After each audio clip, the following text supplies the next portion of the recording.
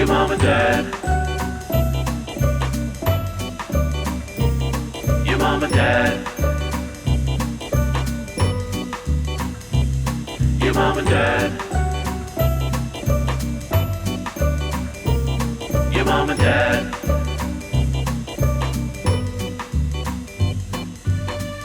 Well, welcome home, family. It's your mom and your dad. And happy almost Halloween. Ooh. Happy almost Halloween, family. I know we got a couple days, but... Yeah, it's very scary this time of year. Very, very spooky this time of year. And I mean, today we're obviously covering episodes 10, 11, and 12, aka the finale of Love is Blind. And so I thought, well... we have to dress up, right? We got to get a little spooky. We got to get a little costumey. Okay. But I want to also stay in theme of Love is Blind. Right. So I thought, let's, combine the two.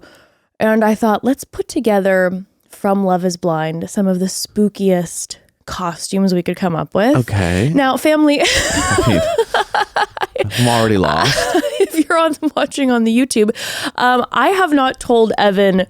what we are. Yeah. Okay. I just told Evan, I said, just go ahead and get dressed. Put on your best painter outfit. Is what I said, right now. I said, put on kind of like a creamish white top and pants. And then I got him this kind of creamish white beanie. Yes. But he does not know what he is yet. No, I don't. So I'll just start with myself. Okay. Okay. So family, on this Halloween, I thought there could be nothing spookier to the entire world than me in my robe, in my eye mask, as Sleep Study Stephen. Wow. And I come with a bottle of booze because I'm drunk, and I come with a phone to sex someone who's not my fiance. Wow. So, thank you very much. I had no idea where you were going with this. I'm like, I cannot figure. Okay, got it. Listen, I'm like this. What's the spookiest thing in the entire world right now? And it's Sleep Study Steve. Oh, yeah, that is a terrifying guy. And I wonder if he wore it to the bar he was at, like the fake sleep study outfit, so that when he came home, he was like, look at me in my 19... Are you saying it like inspired him? No, I'm saying like maybe to sell the lie better that he was at a sleep study. Yeah. That like he put on all the outfit and then came home in the outfit being like, woof. Maybe it might have sold the lie better. Study. It might have sold the lie better, I mean? But I do think that regardless if he would have been wearing a robe and an eye mask, Monica probably would have been like, you were drunk at a sleep study. Yeah, he's just wasted at a sleep study. Okay, that's good, babe. That had some layers to it. I liked it. And like I said, I come with accessories. I'm like Sleep Study Barbie Steven. Yes. I have my accessories. I got my jack, and I've got my phone. I love it. I absolutely love it. Thank you so much. What am I? Because I'm feeling a little lost on this one. So I was something that is spooky to everyone. Yeah. You are something that is spooky to Ramses. You are a condom. Oh my gosh, I do look like a condom. Everybody. And the hat's perfect.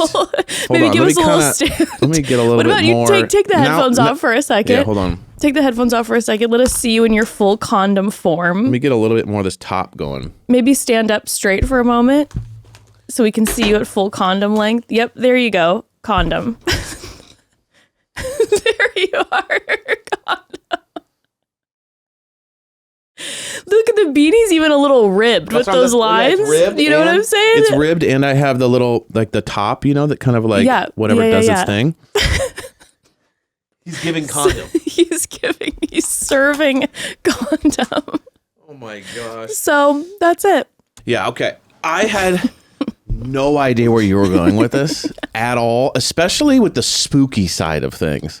Well, it's a very spooky thing to Ramses. Yes. Ramses is like, I refuse to wear a condom. You're sick, you're PMSing. Like, I don't know if this is going to work. So I figured. Gotta be honest with you. That dude took a turn. You know that what? we never saw coming. I have to be real with you too. everyone was we were suspicious of quite a few people. Obviously, the Steven thing took a much more intense turn than we thought, but there was always this kind of in the back of our head. Ramses definitely was the left turn of the century that we did not see coming.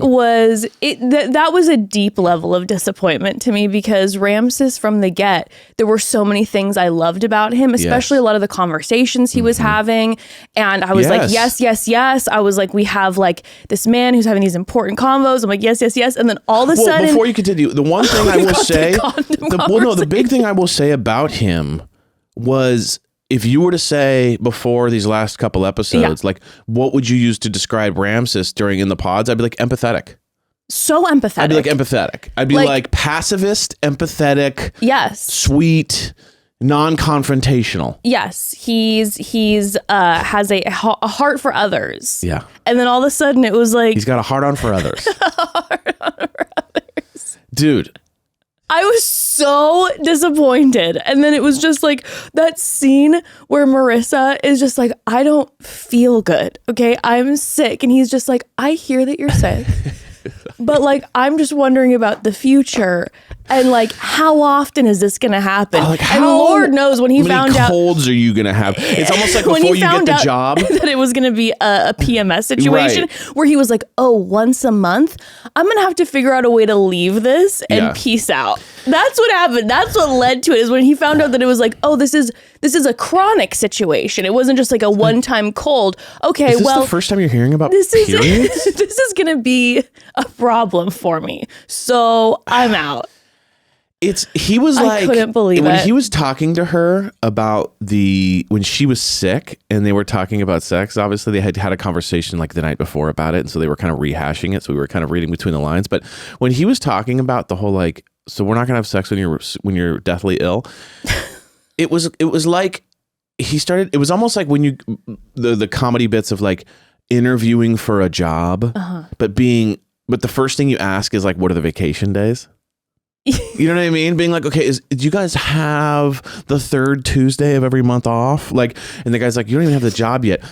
I felt like that was the conversation. Yeah. He's like, I do love you and everything's cool. But this whole like, you being sick thing, how many colds a year you can think how frequently? If I go one cold times 4, that could be like 4 weeks that I'm not getting sex. So extrapolate that out. This is going to be a problem for our intimacy. Oh God, I was so disappointed. But you know what? It wasn't just that, Evan. This season of Love is Blind was, I'm going to say, maybe the worst we've ever seen. And I don't mean worst. And well, I don't know. I mean, it made me feel so icky the entire time. Because usually there's like one real ick. Yes. And then there's like one, it just doesn't work out. And then a couple get together. And then together. there's a few that you start to fall in love with the people, and you're like, oh, and then you see them grow, and then they stay together. Yeah. This was like, everyone was just like, ugh, except for one. We've got one couple, and and even they had they had a moment, but but that was a moment. It was a tiny moment, yeah. But like in general, everything else just was the worst. It was simply the worst. Like I couldn't even believe simply the worst. I couldn't even believe what I was watching.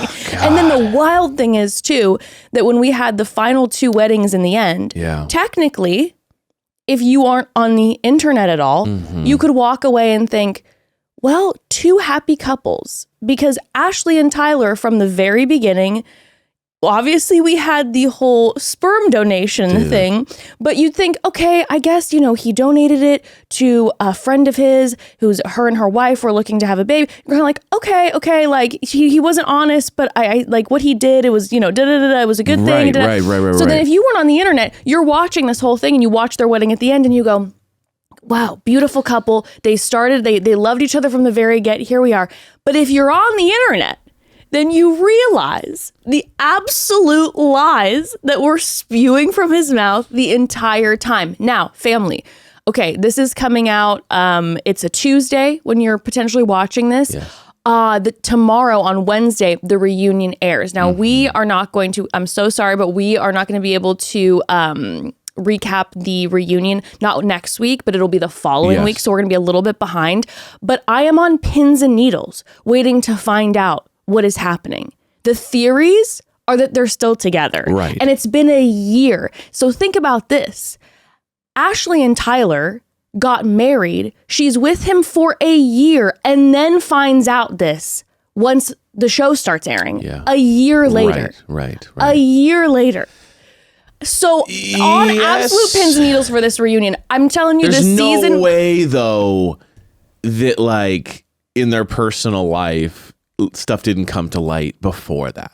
I mean, maybe, but that would be wild. I would imagine that when someone is telling that big of lies, that other things, even aside from that, over the year end up surfacing from like all different areas. Right. Like, if you're I thought operating in that level, then it's like that's not the only thing you're lying about. Exactly. Energy. Yes. Exactly. But I mean, okay, well, we'll get into them in a little bit. Yes, but please. I mean, this reunion is going to be slamming crazy. I cannot wait. Like this reunion is going to be I just hope everyone bananas. shows. That's the thing that pisses me off sometimes is when people don't show up. I know. You know what I mean? I like when people come back and it's like, oh my God. And then we ask that question, why did they come? Like, we're so grateful that they did. But like, why did you guys come? Like, you didn't have to, right? I mean, like, this is insane. The people that I'm curious about if they'll be there are Leo and Britt, because they didn't show up to the party when they had the costume party. Really love. I'm like, we need to get a glimpse of Leo on the stage because Lord knows he'll just be peacocking like nobody's business. I want them to both be hitting on other cast members. Yeah. I want it all. But anywho, okay, so fam, we got to get into all these episodes and this finale and everything. But first, we got to take a quick pause. So listen, even though I cannot stand most of the guys on this season of Love is Blind, okay? I can't stand most of them, and they do not deserve to hear this. But I'm going to let them in on a little treasure. I'm talking about Public Rec, because wearing dress pants can suck, stiff, uncomfy fabric digging in everywhere. Well, I'm here to tell you those days are finally over. Public Rec has developed the revolutionary Daymaker pants that feel as comfortable as sweats but look and fit like tailored pants. They're super stretchy and made with an elastic waistband, but you can wear them everywhere, okay? Dinner hangs, dates, work even, and no one will know that you are secretly wearing sweats. And for a limited time only, our listeners get 20% off their entire order when you use code MOMDAD at publicrec.com. You can finally have indoor comfort with outdoor style by wearing Public Rec's Daymaker pants. And these pants are also real good looking. I got Evan a new pair recently, and you were looking very hot in those pants. I appreciate that. You're looking very sexy. Extremely comfy as well. Yes. I have a pair of the Dealmaker pants I wear for golfing too, which is kind of a little epic moment there. And it's actually crazy how comfortable they are. They look like super nice golf pants, but I can actually move well in them, and they feel like undercover sweatpants. And here's the thing. Usually when you order comfortable pants, you get to pick from sizes like small to XL, etc. But the Daymaker pants, you get to select the exact width and length you need. And the Daymaker pants come in 10 unique colorways like navy, dark olive, and stone gray, and much more. Public Rec not only has the most comfortable pants ever made, but they have a huge selection of high quality everyday basics. You can revamp your entire wardrobe with their perfect fitting polos, shirts, and hoodies. The variety they have is amazing. Check out their website. Also, a great gift idea for the upcoming holidays, people. Definitely. Okay, and I'm telling you, they look good. They're good looking. Okay, so just check it out. It's a gift for me as well when I get them for Evan, is all I'm saying. For a limited time only, our listeners get 20% off when you use code MOMDAD at checkout. That's 20% off with the code MOMDAD at publicrec.com. After your purchase, they'll ask you where you heard about them. Please support our show and tell them that we sent you. Say goodbye to pants that put up a fight, because when comfort meets style, you've found Public Rec. Code MOMDAD at publicrec.com. Okay, let's get into these final 3 episodes. I say we go couple by couple like we typically do, but let's go in order of who dipped, who broke up until the weddings. Okay, and then we'll go over the final 2 couples. Okay. So that would be first and foremost Alex and Tim. Yes. Now, I think we all believed that this would not work out, considering the roller coaster that we've been on, and also considering the energy in which it seems like they actually don't like each other at all. Like they actually like if I could like encapsulate their entire relationship into a single word, I would call it bummer. They just like it was just bummer. They just didn't like they really liked each other in the pods.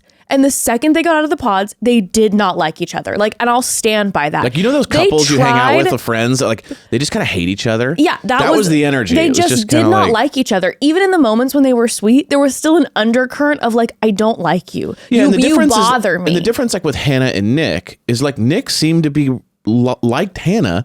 And then Hannah like said she loved Nick, but like clearly hated him. So it's like, at least there was one side that was seemingly like the other. This one was just like, they're both hated each other's presence. Yes. And like the way they moved, the way they acted, and everything about each other, and they hated. what was crazy is we saw it from the moment that they saw each other out of the pods. Yes. The moment that he started like woofing and talking about his dog, she was like, stop immediately. I'm disgusted. And then he was immediately bothered by her and was like, I need a listener. I need to, like, they couldn't stand each other. So we all saw this coming, right? Yeah. There was no way that they were going to make it to the wedding. But what I will tell you did shock me was the way in which this ended. This ending was one of the wilder things I've ever seen in my life on my TV screen. So in this first episode, we see Alex meet Tim's parents, right? And I will say this. I felt very little effort coming out of Alex. Like, Tim at least will. She's a very low effort person in general. Just very apathetic to like all things. Well, but the thing is though, when you see her with her friends, she's not. So I don't think she is in life. I think she doesn't like you know, certain people when they got a lot of work to do or you know, they're stressed, they just get tired. Yeah. She's one of those. And I think Tim to her was just like a job. Yeah, so he just made her sleepy. It was just like, I just want to go to bed. Because when she's with her friends, she seems like a blast. Yeah. And they all love her. And you see her energy levels like peak. I think she just didn't like Tim from the get. But when she meets the parents, the energy level, the excitement is low. Yes. I will, to Tim's credit, you know, he was very present with the parents. He was cooking with her parents. With her parents. We always said he crushed it. That was a Hall of Fame moment. It really was. Like it's debatable. He's the greatest to ever interact with someone else's parents on any show I've ever seen. Yeah. I mean, he had people crying. He had people being like, "You are a godsend." Now, I will say there was a big like he was playing a role energy because we were like, what is this side? Like, it's like all this effort and like what? It's like, you know.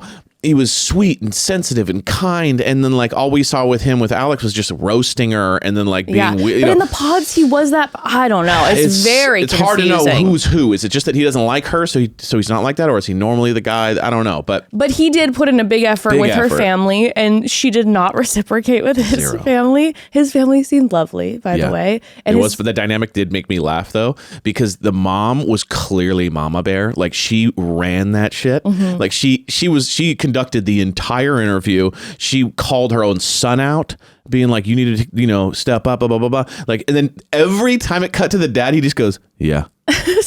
Whatever she says. I agree. Like he was just in the zone of like, I'm just going along with whatever happens here. But like she was so sweet. Yeah. Because she was like, I think the pods are really a great idea. Like she was fully accepting and open to it. And then she was very kind with Alex. Again, considering I felt like Alex really didn't put in a ton of effort.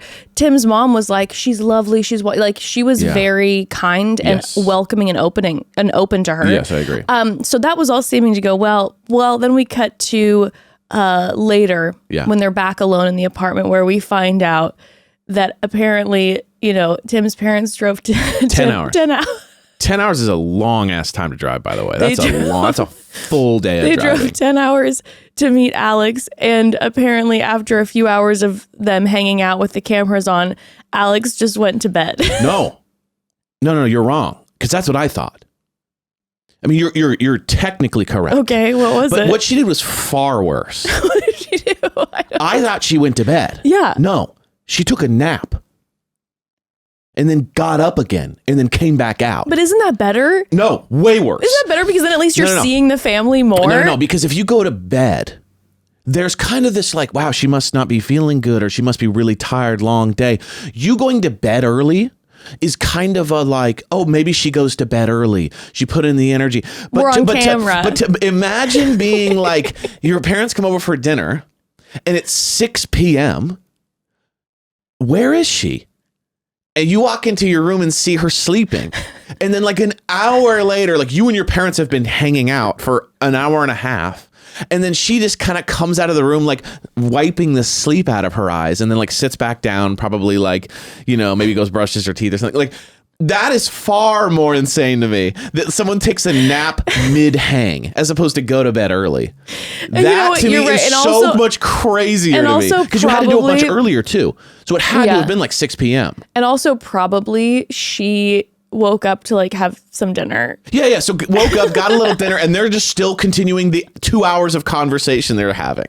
And then they're like, oh, hey, are you okay? They probably said like, are you okay? Yeah. Are you not feeling good? And then she says, which is like an all-time response to like falling asleep in the middle of his parents meeting him for the first time, by the way. That's the like, thing. imagine going to someone's house that you've been dating and you meet the parents for the first time ever, and then you go to bed in the middle of the hang and then wake back up to get some food. And then your explanation, honestly, kind of iconic level of don't give a fuck. When they say don't give a fuck, that's the Olympics. That's the gold medal of don't give a fuck. But what takes the cake for me is her response to him was not, I'm really sorry. It's, you know, I love my naps. And you know what? I did feel that in my phone. You know, I love my naps is one of the craziest things you could ever respond to that. You know, I love my naps. It's like, and then what is she expecting him to go? You know what? I didn't think He's like, you know that. what? I forgot how much you love naps. So now that I think about it, all is forgiven. That makes sense. Honestly, though, no one's ever said anything that I've resonated more with. You know, where I was love like, my naps. God, because I live for a nap. God, I love a nap. But that's when this conversation was. It was one of the wilder. Evan was like Iconic, pausing it every 5 minutes to talk to me about it because you couldn't even believe what was happening. But so that then happens where she declares that she loves her naps, but she's still hearing him out what he's saying. He then essentially goes, well, look at all the effort that I've put in to this relationship. And then he talked about all the effort that he put in when her family came, and he brought up that he had to wake up at 8 a.m. To, buy the food. And then I love a grown man saying I had to wake up at 8 a.m. like I had to run a marathon. It was just 8. Like I was expecting 5 a.m. 8 a.m. to be like, yo, I went out of my way for your family. Like, I woke up at 8 a.m. and I went to the grocery store and got things. And then I cooked. And not only that, I did the dishes afterwards. Yeah. And he's like, and that told me everything I need. Now, here's the thing. We were saying props to Tim about the fact that he did do the whole family thing really well. I will give him credit. He cooked. He was there offering them like, what can I do? What can I do? Sure. He's cleaning up after. What I was more impressed with than his grilling was the fact that he seemed to all of a sudden be extremely emotionally present and like there and communicating. Yes. That was the impressive part to me. I wasn't like, oh my God, look at him cooking the food. That was lovely. But again, like you said, for this to be the first time you're meeting. Yeah, this isn't year 5 and your parents are coming over again. First time that you're meeting your fiance's parents and you're like, you better worship the ground I fucking walk on because I went to the store and made them food. But he had a great way of describing it too. The whole thing is just he bananas. Didn't say like I just went to the store and cooked for them. He said he described it in a hilarious way that's like when Ember's describing picking up her room, and I'm like, Ember, you gotta go pick up your room, and she's like, I was in there looking for clothes and putting them away. Like she'll describe it like it was the worst thing ever. He described going to the store like, I got up at 8 and I had to go hunt down ingredients. Like, what a crazy way to say you went to the store.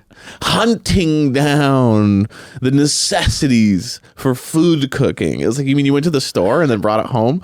Very funny to me. Also, when she was like, how have you really tried? How have you really tried? He's like, well, you know I hate being touched. And the other night, I rolled over and I tried to hold on to you and you didn't even notice. Yeah. And she goes, I was asleep. And he's like, what do you want me to do? She goes, I was asleep. He's like, I touched you in the night. Because he looked at his mom and he goes, I hate touching. Really trying. I touched you in the night, and that is like on the list of the 2 things that I'm showing you that I really tried I got up at 8 one day, and I touched you. I loved you because she's like, I was sleeping. Yeah, I mean, he goes, I touched you and you didn't thank me. Yes. She's like, I was sleeping. Because my thing is this. My thing is like, I get from his perspective, big time, this sense of like, I got up, I cooked, I cleaned. You didn't help me at all. Of course. And then when my parents came, you fell asleep. Like you just showed zero effort. So I understand the level of being like, I'm feeling like I'm putting a lot of effort in here and you're putting in zero effort. Yes. But it's really bizarre, the fact that like he's putting a lot of work into the relationship by saying, I touched you once and you didn't say anything about it. Yes. Like yes. it's bizarre that like that can be a hurdle for him, and that is like he's using that as proof in the argument. It's like, whoa, man, like the bar is low here. I mean, my gosh. And so he's saying all those things, right? And then out of nowhere, and this is literally how I'm like, my jaw is on the floor, okay, family? Alex is, by the way, eating through this. So they're having the most intense conversation about their relationship, and Alex is eating, okay? And then out of the clouds, he just is like, it's not going to work. Yeah. I'm done. But also, he doesn't just say that. He's like, there is no scenario in which I see making you my wife, and I don't want to ever see you. He's like, and goodbye. And with that in mind, I would never want to see you again. Like Steven didn't even get that response. I never want to see you. Like she made him Venmo her, you know, but. And then she showed up to the costume party. He's like, Steven's a nice guy. Yeah, and I was chatted. like, Monica, so Monica's like chatted with Steven multiple times and kind of like resolved the issue. Meanwhile, Alex falls asleep early and doesn't do the dishes. And he goes, a woman that doesn't do the dishes will never be my wife. And by the way, I never want to see you again. And I will say, so his reaction was like someone had cheated on him, right? It was so intense. To say I never want to see you again is what he should have said is like, I just feel like we're in different places. I feel like we're not kind of in the same mindset. I feel like we don't have chemistry anymore. But him going like, my points of why we're breaking up are dishes and falling asleep. But what's so iconic is, you know, when someone says that to you over the thing that he just said, you're like, well, that's kind of I would say the like ultimate nail in the coffin, the ultimate 1-2 punch, you're right? like, not only is this my fiance ending our engagement, yes, this person's telling me they never want to see my face ever again. Right? Like that is so brutal. But I will say, Alex is the Mike Tyson of this argument. Because as he's looking at her going, you're a lazy, you know, whatever, I never want to see you again. She takes a bite. Like imagine your fiance is breaking off your engagement. And telling you I never want to see And telling you I never want to see you again. And instead of tears, bawling, what's going on? How do we make this work? Or anger even. Or fuck you. You're a piece of shit. Your only response is taking a bite and dipping it in ranch. And then while he gets up to leave, you're just dusting the salt off your hands. And then as he walks out, you just grab your phone and just start flicking through Instagram. I mean, like the level of don't give a fuck went from 100 to 6,000. I need to say this. Was I a fan of how Alex was operating in this relationship? No. Especially when we hear about like the argument in Mexico and about like the hand and the name calling, I was like, well, this is not okay. Right. No. But was I a fan of this response? I can't lie to you. I was obsessed. It was. Now, do I think it's healthy? No. It was just epic. But it was just like the most iconic thing I've ever seen. Like just to hear those words out of your fiance's mouth and just to keep eating and be dusting off the crumbs. Perfectly on brand too, which was like apathy. Yeah. She's like, I'll show you apathy. I'm going to eat a piece of my food, dip it in some sauce, right? So like just to be like, I'm paying so much more attention to like my bite that like makes sure that I get a balanced bite, then like she didn't even like engage with like the back and forth. It was almost like fair point. Well, see you later. Like it was like the guy was going, okay, cool. I repaired your refrigerator. I think everything's good. I was like, thank you. Dip, bite. Iconic. I mean, iconic behavior. They are epic for each other in the just. Now, I don't think we're going to get any drama from them out of the reunion because they're both. Know. I don't think we're going to get drama. Okay. I think that they're both like pretty, because we saw them. Okay, so unfortunately for Tim, his wish was not granted. He saw her like a day later at the costume party. And at least from what we saw, I feel like they would have shown us if there was drama. Yeah. I feel like they both went in separate corners. And he was like, I don't want to even talk about her. And she like barely even told the girls what was going on. And she's like, I do not want to see him. Yeah. And they just kind of kept to their own thing. Let's keep the apathy at all time I think at the reunion, they're just going to kind of be like, whatever, it was a year. Right. I didn't even like the person. Right. It's been a year. I'm done. I don't care. I really don't think that there's going to be drama. I'd be shocked if they had any drama because drama would mean that they cared. They're showing energy. Yeah. Towards each other. I think that they don't care about each other. Epic. I mean, epic. Epic levels of don't give a fuck. Incredible.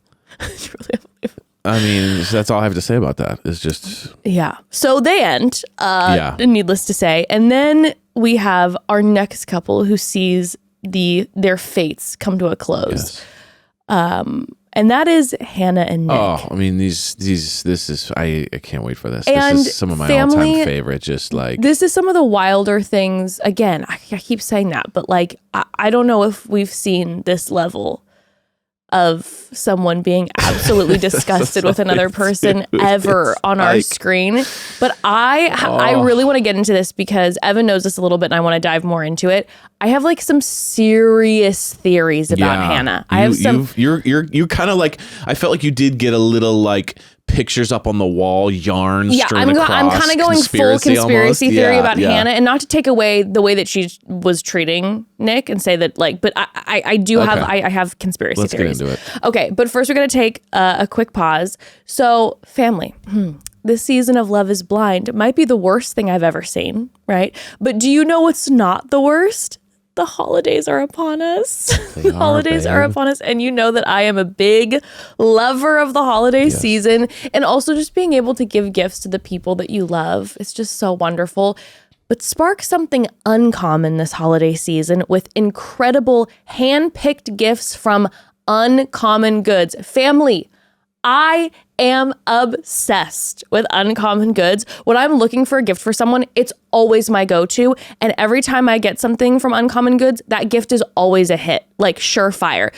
They make your holiday shopping stress-free by scouring the globe for original, handmade, and absolutely remarkable things for everyone on your list. And these are also the types of gifts that spark joy. And the person you give it to has that like, this is exactly what I wanted feeling. I feel seen, like this is special. Yeah. They're wonderful. Yeah, their selection is absolutely incredible and also super unique. And when you shop at Uncommon Goods, you're supporting artists and small independent businesses, which is so, so important. And by the way, many of their handcrafted products are made in small batches too. So shop now before they sell out this holiday season. One of my favorite things about their website is that you can shop by interest. So they have this long list of interests that you can shop through, like crafting, foodie, sports, animals, so many. One of them being the reading interests section, which I was drooling over when I looked at it recently. And I just found Instagram free Aunt Katie's Christmas present that way. What I got her, it's called a book nook. Okay, that has a space for your reading glasses on it, for a cup of tea or coffee. It has a space for your phone and this like ledge for your book. And it looks chic. I want one for myself. It's amazing. And I got my dad this Himalayan salt barbecue plank. I know that he's going to love it. And guess what? There's even a hockey gift section. What? So looks like Evan might be getting something from Uncommon Goods this holiday season. Just the most gorgeous, thoughtful gifts are on Uncommon Goods. Such a huge selection. They even have gifts you can personalize. Uncommon Goods looks for products that are high quality, unique, and often handmade or made in the U.S. And with every purchase you make at Uncommon Goods, they give back $1 to a nonprofit partner of your choice. They've donated more than $3 million to date. They're really amazing. To get 15% off your next gift, go to uncommongoods.com/momdad. That's uncommongoods.com/momdad for 15% off. Don't miss out on this limited time offer. Uncommon Goods, we're all out of the ordinary. I'm telling you, family, it's the best place to get gifts for people. Like, I'm obsessed with it. It's also very tempting for me because I always end up getting myself a little bit something. Okay, family.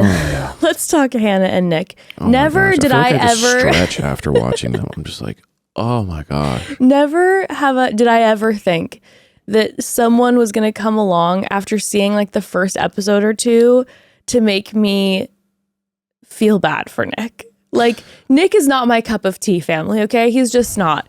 But man, after seeing the way that Hannah was treating him and just the man just took it and took it and took it, I was like, my God, never did I think that I'd be walking away from this show kind of in a deep, dark part of myself, hoping that when the reunion comes, that Nick is dating Katie.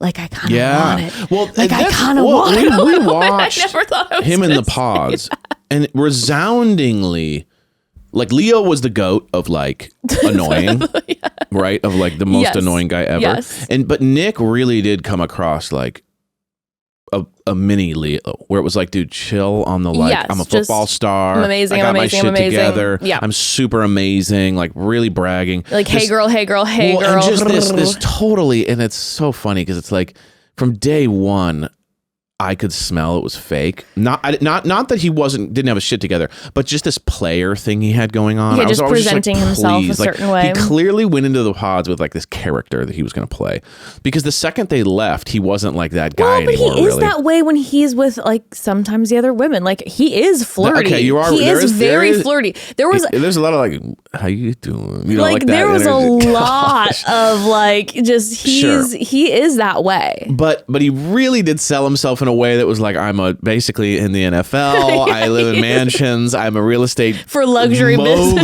You know what I mean? And then you find out later that's not the case. So there is a lot of validity. Yes. To Hannah's frustrations. So like everything that she feels. Yes. So she's like, you sold me on this idea that you're this guy who has his shit together and was like a pro athlete. I show up, you live with your parents, you know how to do nothing, and you are, in all intents and purposes, a man-child. Right? Yes. Like, where it's like, you don't even know how to clean. You have no idea how to do anything. And I'm feeling a little bit blindsided by this. So like that validity is unquestionable, right? That she has to put up with the shock of all of this. Correct. From that moment on, this episode specifically felt like a supercut of all the mean shit you could say to someone in 5 years. Or more like 20. But whatever. I'm just saying, like if you were to do a supercut of the last decade of the mean shit you could say to someone, but condensed into like clips of one episode, truly incredible. And I think the real, just the most amazing thing about this to me is his ability to just let it roll off his shoulders and not let it.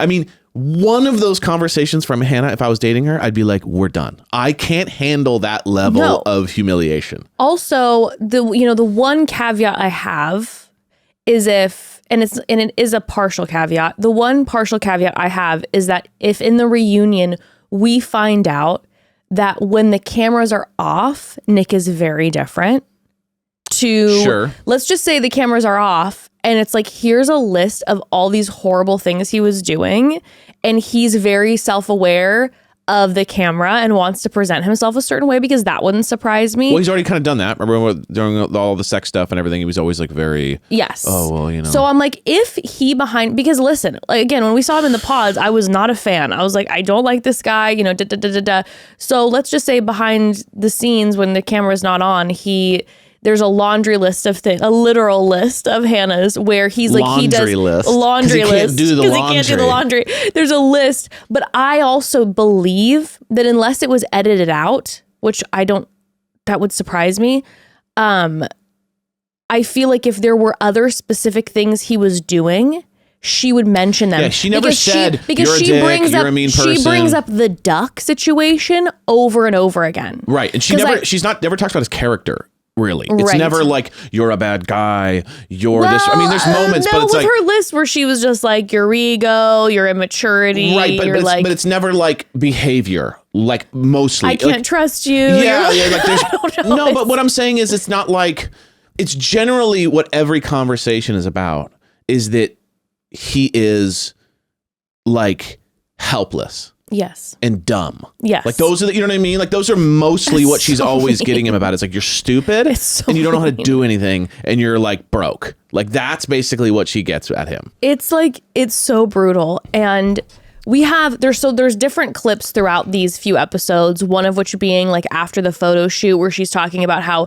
his icks are starting to become funny to her. She opens the photo shoot with, my arms are longer than yours. And it was just kind of like, okay. And she's I'm having to kind of shorten my arms for you. Yeah, it's just kind of like these It's just digs. like unnecessary, It's like, brutal. he already feels insecure about you being taller than him and you're digging. And then that's what it was during the obstacle course. She was like, your icks are starting to become funny to me. Yeah, which is, again, another way of being like, mean. You being an idiot and stupid and I hate you is actually not I don't hate you as much as I thought I did. And then she just starts out of nowhere. They're having this good day, it seems. And she's just like, I just want you to be an active listener, an active partner. I don't want to be the one who has to initiate deep conversations, initiate sex. Have you even read since we've gotten here? She's like, you said in the pods that you read. Have you even read? Yeah. And he's like, I don't think I've had time. He said, I haven't had time. But now that you said that, I did watch the game last night, so I probably could have there. Like, it was very funny.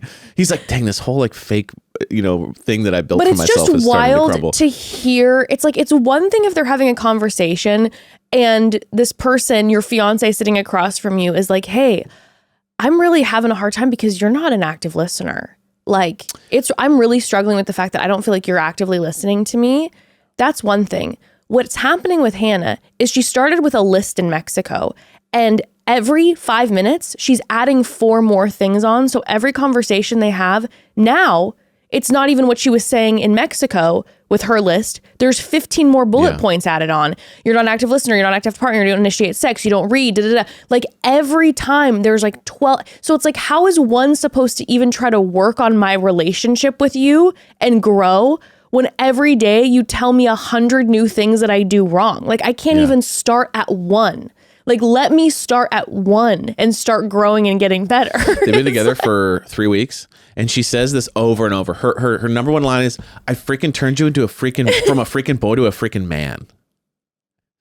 And that's her big go-to move when she gets a little pissed. And it's funny because it's like, you mean you highlighted all the things he sucked at? Because I don't think like he's changed in 3 weeks. Like you just highlighted all the shit that you've are emasculating. I was gonna say, I said it. There's a difference between growing with someone and being like, this person needs to grow, and I'm gonna be a partner and help aid them in growth with tough conversations, with love, with being there for you. It's like, no, I'm just gonna absolutely harass you about everything, and that means that that means that I'm helping. Since I told you that you suck, that means that's how you've gotten better. It's so brutal. He even mentions, he's like, you got pissed when I couldn't figure out the lights in Mexico. Yeah. And you're like, oh. Yeah. Oh, God. Yeah. And she didn't laugh and go, like, that's not true. Like, it was like, yeah, you idiot. Stupid fucking lights. Can't even figure that out. Like, it's funny, too, because he's kind of like... It's relentless. Well, it's like this strange thing that goes on, too, where, like, he says, like, I need a strong woman like you. And then she's going like, me berating you is like me being strong. And I'm like, it's just you being mean. Yeah, that's not berating someone is not that's just strength. being mean. Like, well, and he's like, I want to be treated like an equal.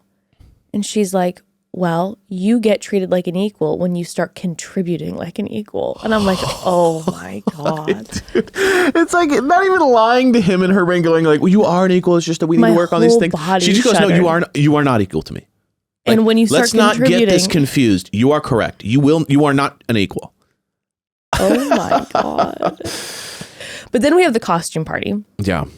And Nick is bringing up beforehand, like, See, and this is where the Nick, he's an irritant, right? Or he's like, I'm going to do that thing. Just like when they were in Mexico and he's like, let's see all these beautiful ladies. So listen, don't get me, don't get me wrong, people. He's not harmless here. He would, the level of which he would get under my skin is wild. And that, like, he does things knowingly for sure. But at this point when he said that, I was a little bit like, yeah, go out and meet new people, Nick. Like, get away. Like, go meet the other women that you were talking to. But he brings up Katie. Yeah. Who apparently, we didn't know this, but they had, I guess, it was like them too. At the very beginning for like 3 days and straight. She broke it off with him. Correct. So that's a detail we didn't know. And also, we find out that Hannah says this is her best friend. Now, I would like to make a side note and say, look. You mean, what was a tough look? I was just, listen, Katie, we don't know you. Wish you the best in life. Not acting like a best friend. Oh, no. Katie was not acting like a best friend. Energy. No. That's, if your best friend acts like that, no. be very afraid with your boyfriend around them. Yeah, no, for sure. But I have questions because later after the costume party, Hannah then says, my very best friend in the entire world. And she kept saying my very best friend in the entire world. Friends? Well, no. And I'm like, well, no, but I was like, okay. Known her for like a week. Well, I'm like, is Katie someone you knew before? Yeah. Did you go into the pods and you were like, oh my God, my bestie and I did this together? Right. Because maybe that's the case. But if it's not, and you met in the pods and you're saying my very best friend in the entire world, that's crazy. Like, that's wild. Like, you haven't even spoken to this person, it seems like, since you got back from Mexico, or else Nick probably would have met her already. Yeah. So that's wild. And also, what about the two friends that they met with later? Yeah. Like, they're just like the whatever friends. Like, what are we, chopped liver? Yeah, I'm like, wait, we've been friends with you for 15 years, and this girl you met in the pods for like a week is your very best friend. I'm like, okay, that's shitty. But Nick is definitely going, and we found out later, he says like, I just need some closure with her almost, you know what I mean? So he's like, I need some one-on-one time with Katie. And then he tells Hannah later, I didn't say I wanted closure. And though maybe those words didn't come out of his mouth, it was like, you alluded to it, Nick. You alluded to like, I really can't wait to see Katie, because we had a vibe and she broke up with me. Like, and then Katie comes in and is just telling everybody how hot Nick is. Wild, by the way. Wild behavior. Yeah, not best friend behavior, that's for sure. Now, epic for Nick. I mean, because nothing, when you come home. Not just epic for Nick. He sits down with her and he gets the first compliments he's heard in 3 weeks. Yeah. She showers him with adoration. Yes. His body must have been pulsating. Like, you're so attractive. You're so cool. You're so this. You're such a good man. I can see your heart and I see what a good person you are. And he's just like. So he's like, I don't care how mad Hannah's as me because I'm high off of what's going on right now. I'm dehydrated for affirmation, and she just absolutely I'm in a desert, and I just came upon an oasis. But then after they have this back and forth conversation, which by the way, Nick was 100% riding the line. Oh, Nick was. Not even riding the line. No, Nick was saying, you open the door, I'm running through that thing. Yeah, and he was like, and the second she goes, I can't wait to bro down with Nick one day, he was like, damn it. Like, once he got put in the friend zone, he was devastated. But he was just like, oh, like, you're this way, you're this way, you're beautiful, and you broke up with me. Like, he was putting the feelers out. He was putting the feelers out. So when he came home and was all like, I don't know what you're talking about, Hannah, when Hannah was upset, it was like, come on now. Hannah knew. It was like, wait, you guys were there for an hour, laughing. But when Hannah, this was a wild move to me, when Hannah says to him, you're over there talking for 40 minutes with my best friend in the entire world. Mm-hmm. And she's then running around telling everyone how hot you are. I was shook. Maybe my ego's too large. I would never tell someone that the woman was running around telling you how hot he was. I'm like, and maybe that makes me a bad person, but I'm like, as many horrible things as Hannah's he's done, like I'm like, smiling as she's yelling at him. I would never be like, and she was telling everyone how sexy you were. Like, really? How many times? I know, literally. I'm like, I would have never said that. Never said that. I should probably get Hannah's number just like in case of emergencies. Like, is she like your first contact in case there's an emergency? Because I should probably call her and make sure that she's working. But that conversation was crazy because she was, upset. Which again, this is the thing. I get her being upset. I would also be upset. in that situation, seeing them talking for that long. And if I would hear what they were saying, and then my best friend in the entire world is saying how hot he is to everybody, I'd be upset. Yeah. Okay. But the interesting thing is that Hannah doesn't just communicate. It becomes, again, we go straight to then like this the absolute destruction of everything about who he is, instead of just having a conversation where it's like, this really hurt my feelings. Correct. It was just like, you're a bad guy in this way, this way, this way, and this way. And then, Nick was bringing up, he was like, well, this is your best friend in the whole world. Like, what are our relationships with your other friends going to look like? Yes. Like, why don't you call her if you have a problem with it? Which... She I should agree come with over. part of that. We should have date nights together to talk about these issues. Yeah, and she was she was hardcore too, because she was even during the party, she was like putting out his sexual stuff too. She was telling him what he doesn't do and what he does do. And how he's vanilla. That is something and I how wanted. He's basic and a loser. And well, I'm just not like, just that. It was like she's at the party and without prompting, on camera. And again, Hannah knows that how he feels about sex being talked about on camera. On camera, she's like, basically, not only is he not good, he's also, he doesn't like to go down on me. Putting out like details about these people's personal sexual life. In the past with other partners, he just gets what he wants. Yeah. And okay, family.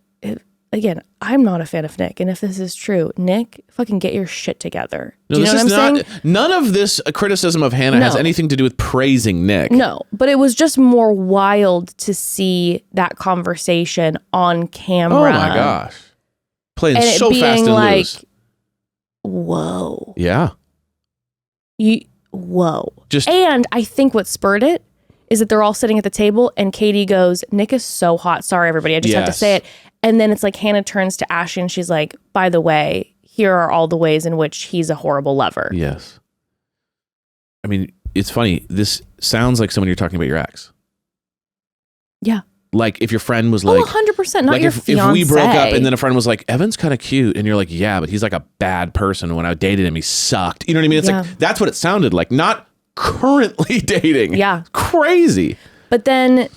when they go back and have their conversation, she's like coming for him. Yeah. I can't trust you. Da, da, da, da, da. But then all of a sudden she flips this switch.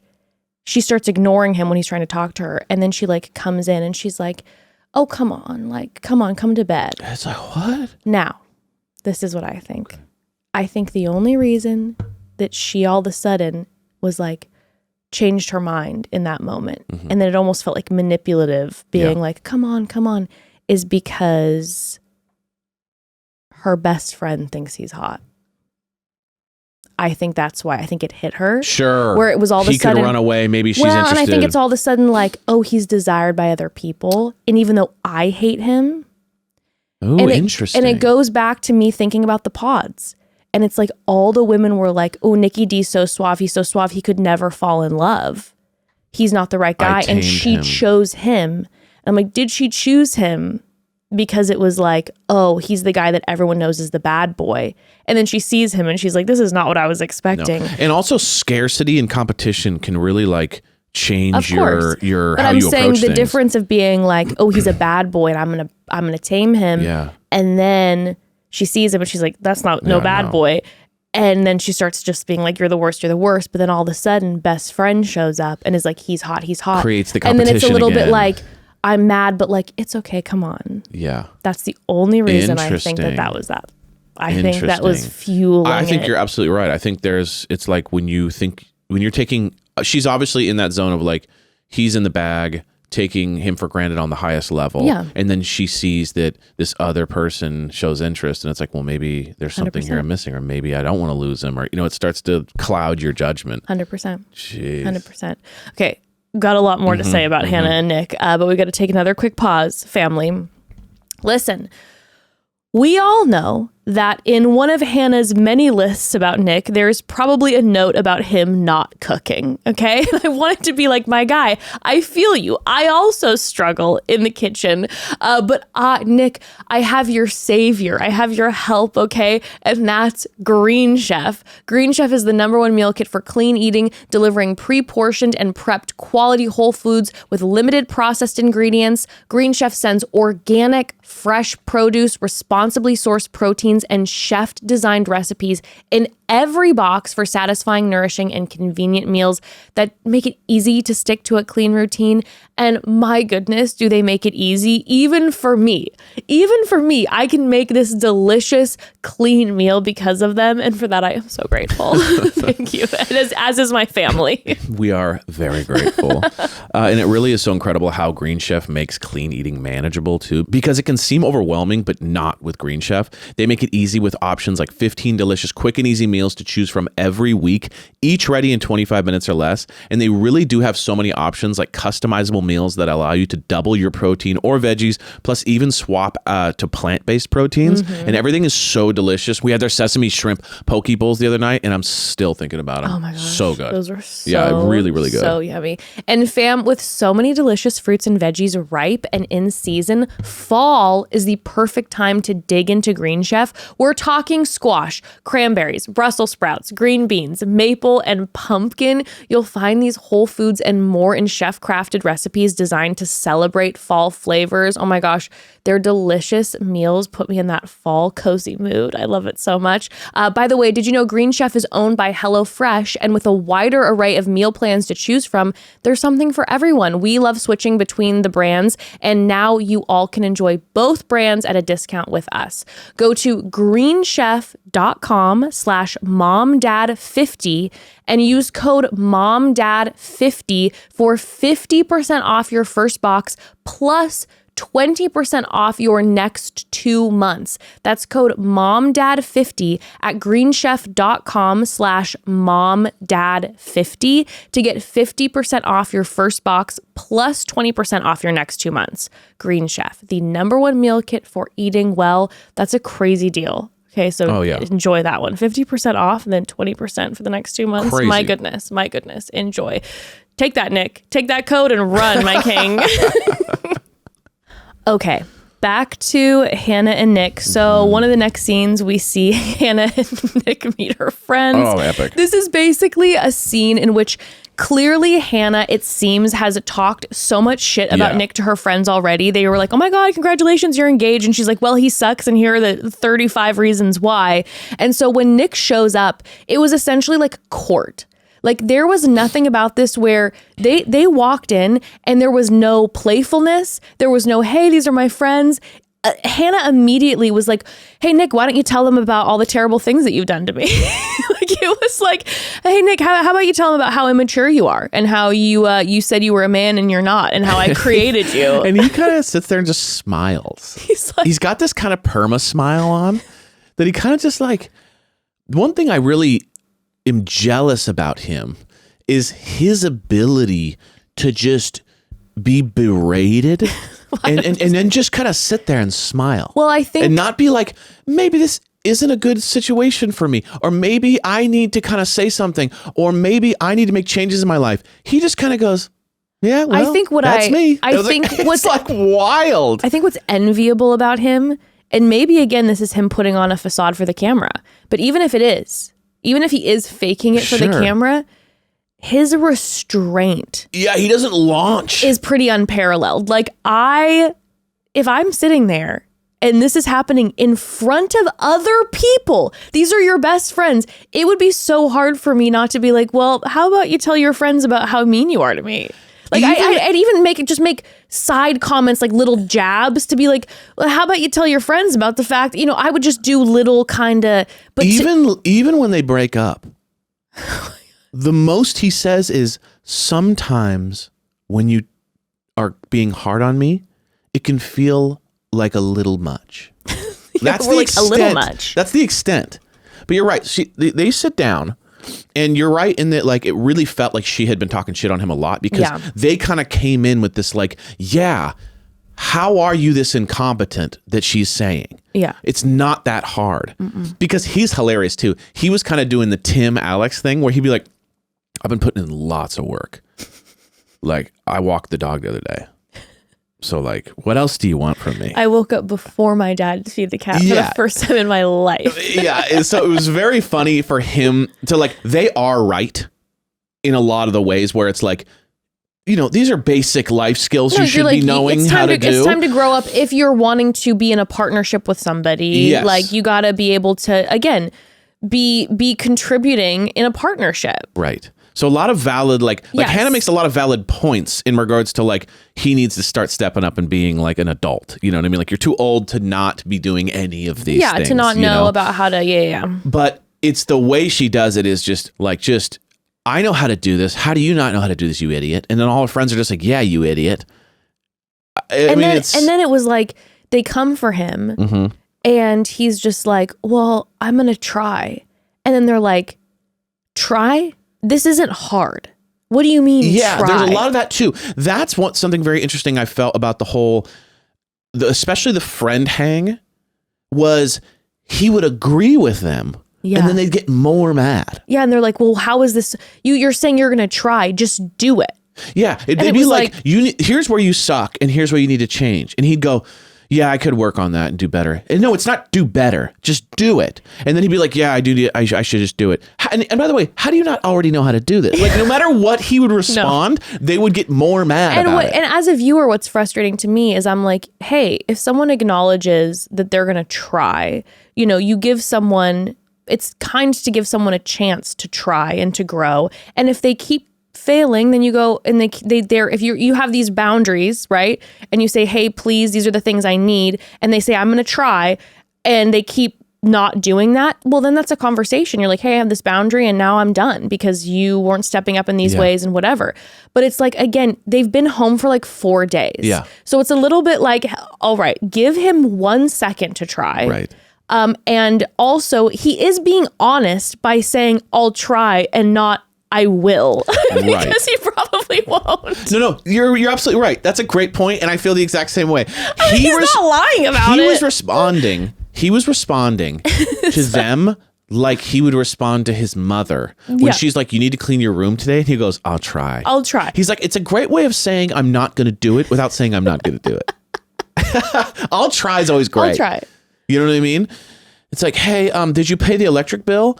I'm going to try to do that. Yeah. It's like, what? That is kind of a weird response, but it's like, it's better than I won't. So you're kind of caught in this world of okay. Yeah.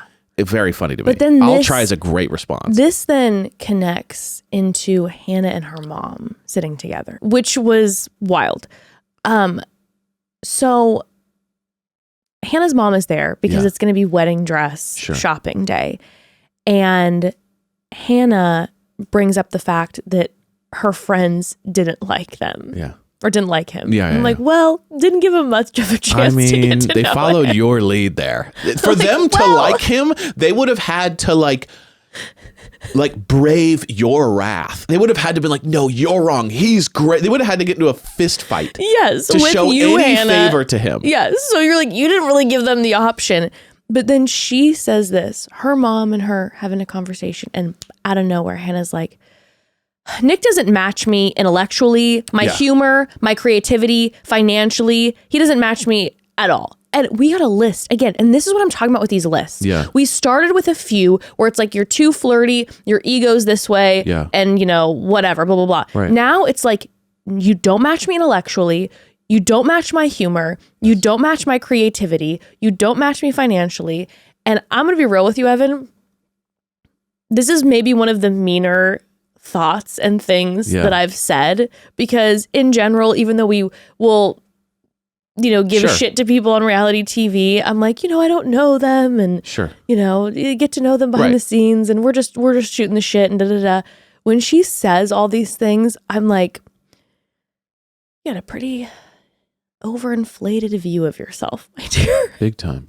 Not to be an asshole, but I'm like, Hannah, the way you talk about yourself is like your God's gift. Yeah, and not to be a total bitch, but like, it's time to do a little therapy and reevaluate maybe some of your weaknesses, okay? Because we all have them, and that's okay. Yeah. It's okay to not be perfectly intelligent, perfectly creative, absolutely hilarious, crushing it financially, perfectly mature. That's nobody. But you think, or at least that's how you're projecting. I think there's a lot of insecurity. I think most of all of this is insecurity based. Yeah, I think so too. I think she's projecting so heavily that she's got her shit together.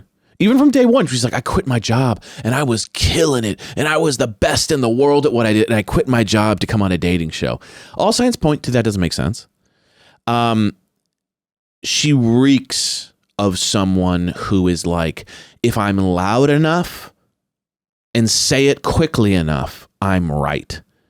And I do truly believe that like the way that she treats him, and even like you could see it, like her mom again was kind of sitting there just listening to her kind of going, going like, her mom's like, none of it matters if you love each other. She's just kind of like, her mom's like, please marry someone so we don't have to so we don't have to see you for a while.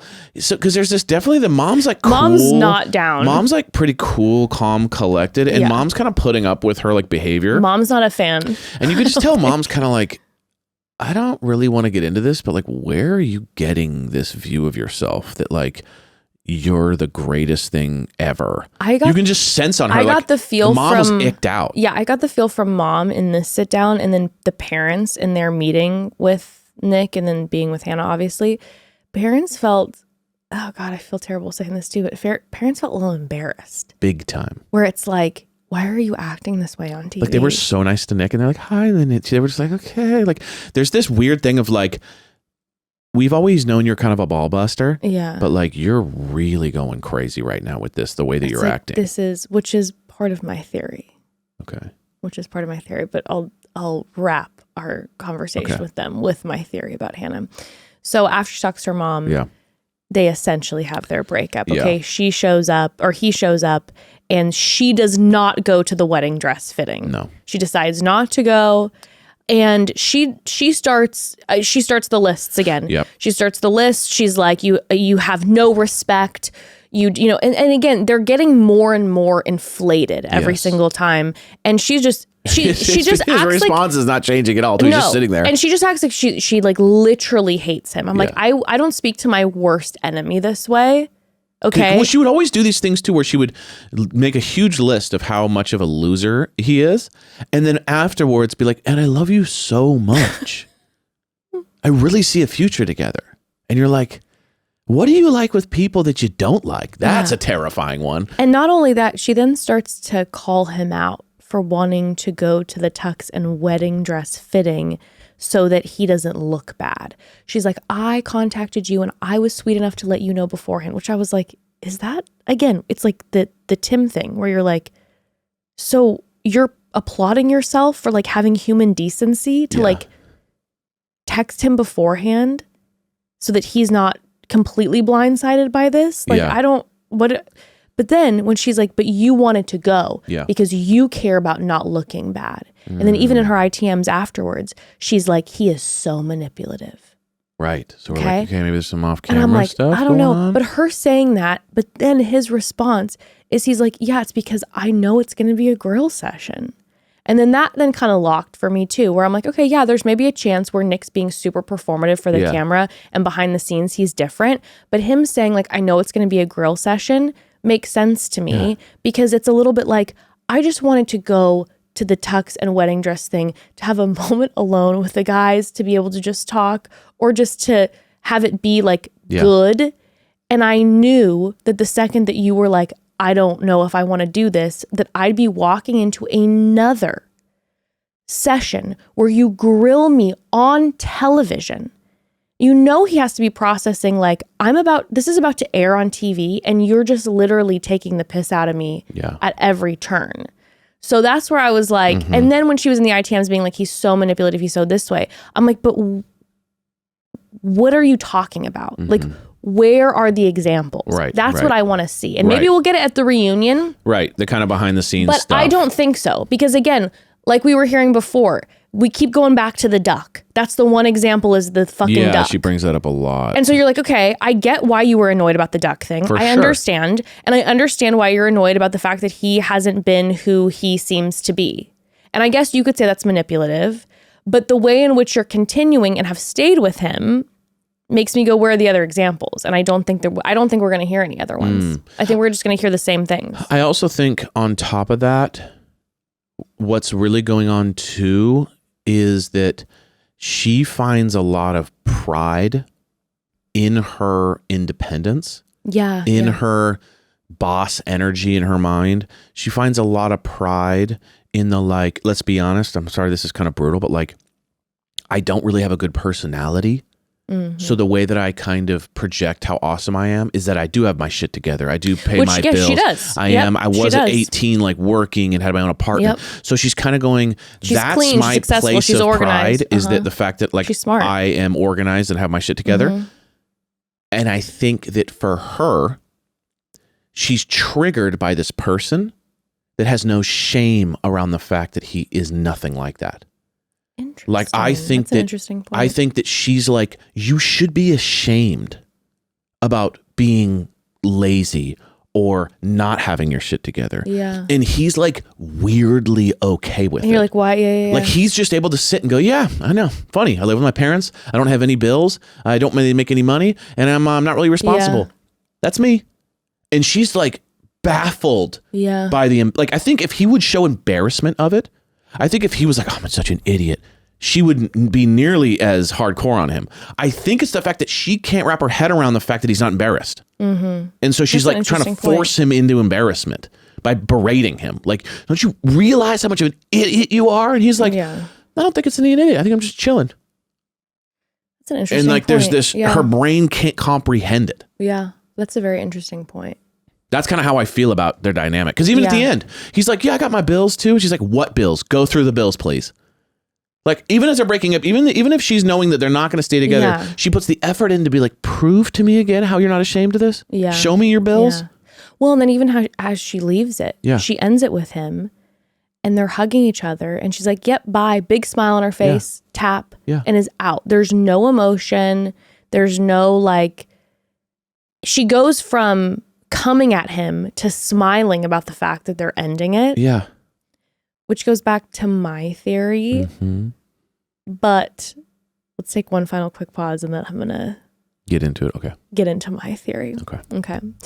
Family, we all know it's pumpkin spice season. Even if you don't like the flavor, do not deny it. Okay. But don't rely on pumpkin to spice up your life. Embrace the natural power of cannabis this fall season with Via. We are both big fans of Via and all over their amazing products. Whether you're lounging by the fire like me or exploring new adventures, Via's premium federally legal cannabis products are your perfect companion, farmed and crafted with care in the US and trusted by over 500,000 customers. Via has a product for everyone, and that's why I love them so much. Whatever you're looking for, they've got it, or however you're feeling that day. Sometimes I'm looking for some rest and I'll take their Dreams gummy, or I need to get into a good work headspace, so I take their Flow State gummy. So many THC options too, ranging from 0 milligrams to 100 milligrams. They have so many good products, family, okay?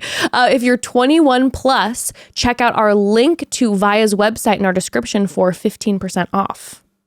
Yeah, also Via is well known for their premium THCA flower, grown indoors, state-of-the-art facilities, and harvested at peak THCA levels to emphasize a natural aroma and flavor. And Via is constantly adding new strains to the website every single week, and they're always receiving fresh new strains from their independent farms and harvests. The THCA flower strains are grown with care and rigorously tested to ensure the highest quality, free from harsh pesticides and nasty chemicals. And Via has launched their high THCA flower in 7-gram and 28-gram bags and brand new flavors of the THCA vape line. By the way, all are crafted with the highest quality hemp sourced from trusted, independently owned American farms. And the best part, Via legally ships to nearly all states in the U.S. in discreet packaging directly to your door with a worry-free guarantee. No medical card required. I'm telling you, family, check out their website. They have such an amazing variety.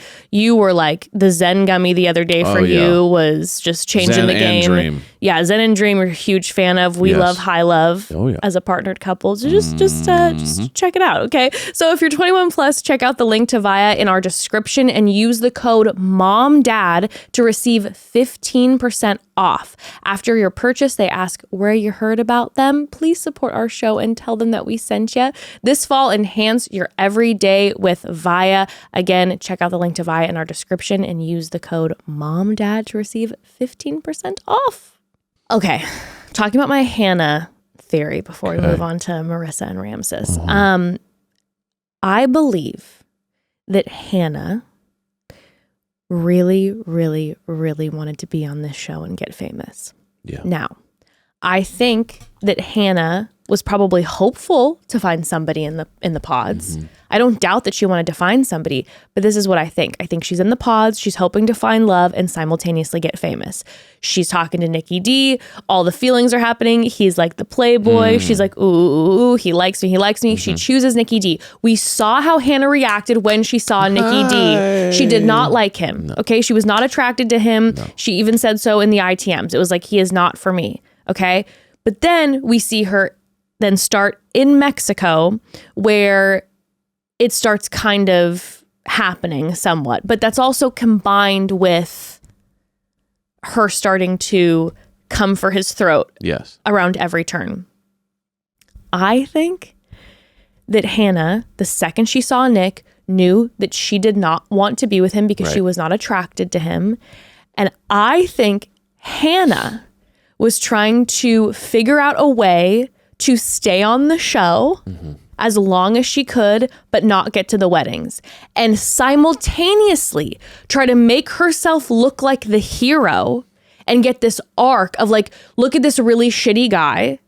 And I'm being this, like, I'm going to put him in his place and tell him, because she kept talking about, you know, the whole fact, like she kept bringing up, you know, essentially feminism. And again, the things that she were saying, it was like, yes, obviously I am wholeheartedly behind all of those, all of the pillars of feminism. Right. But what she was doing did not actually line up with that. There were just a lot of words. And I think that there was this energy of like, I'm going to take all these negative traits I see about this guy, talk about them constantly, not just to him, but also talk about them with the whole group. So then my girls have my back, because of course they don't know, they're not part of the relationship, because every chance we saw Hannah, she was telling the women starting in Mexico, yeah, I don't know, I'm going to have to show him everything. Like there were seeds getting planted this entire time.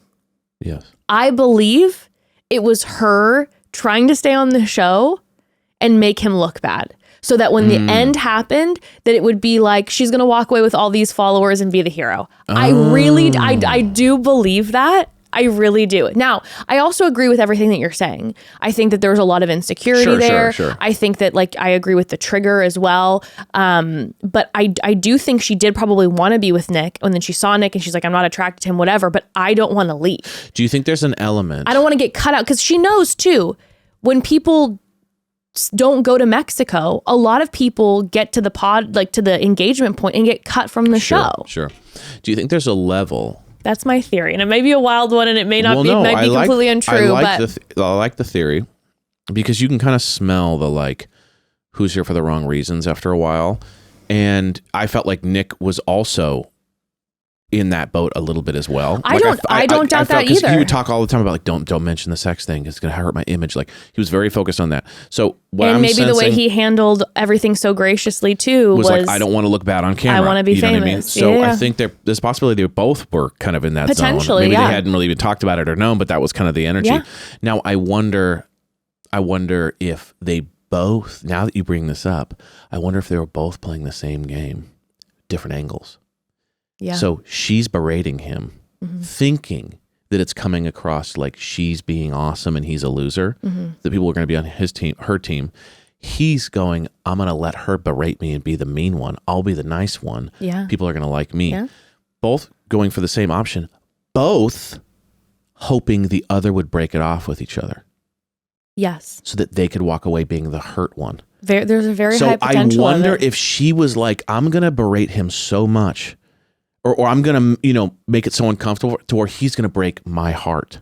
Yeah. And I'm going to walk away and he's going to be the dick, but he's never did. And she folded. The plan fell apart at the end. Honestly, and she couldn't, basically, it was like, we're walking into the wedding and he's like, they're playing chicken.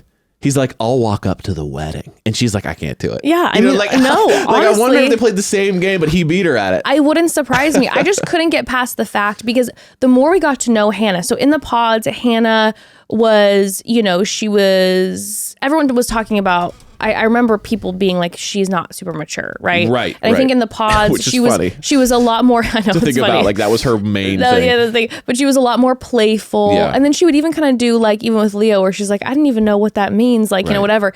But then we got her out of the pods. Hannah's a sharp cookie. Yeah, she's smart. She is smart.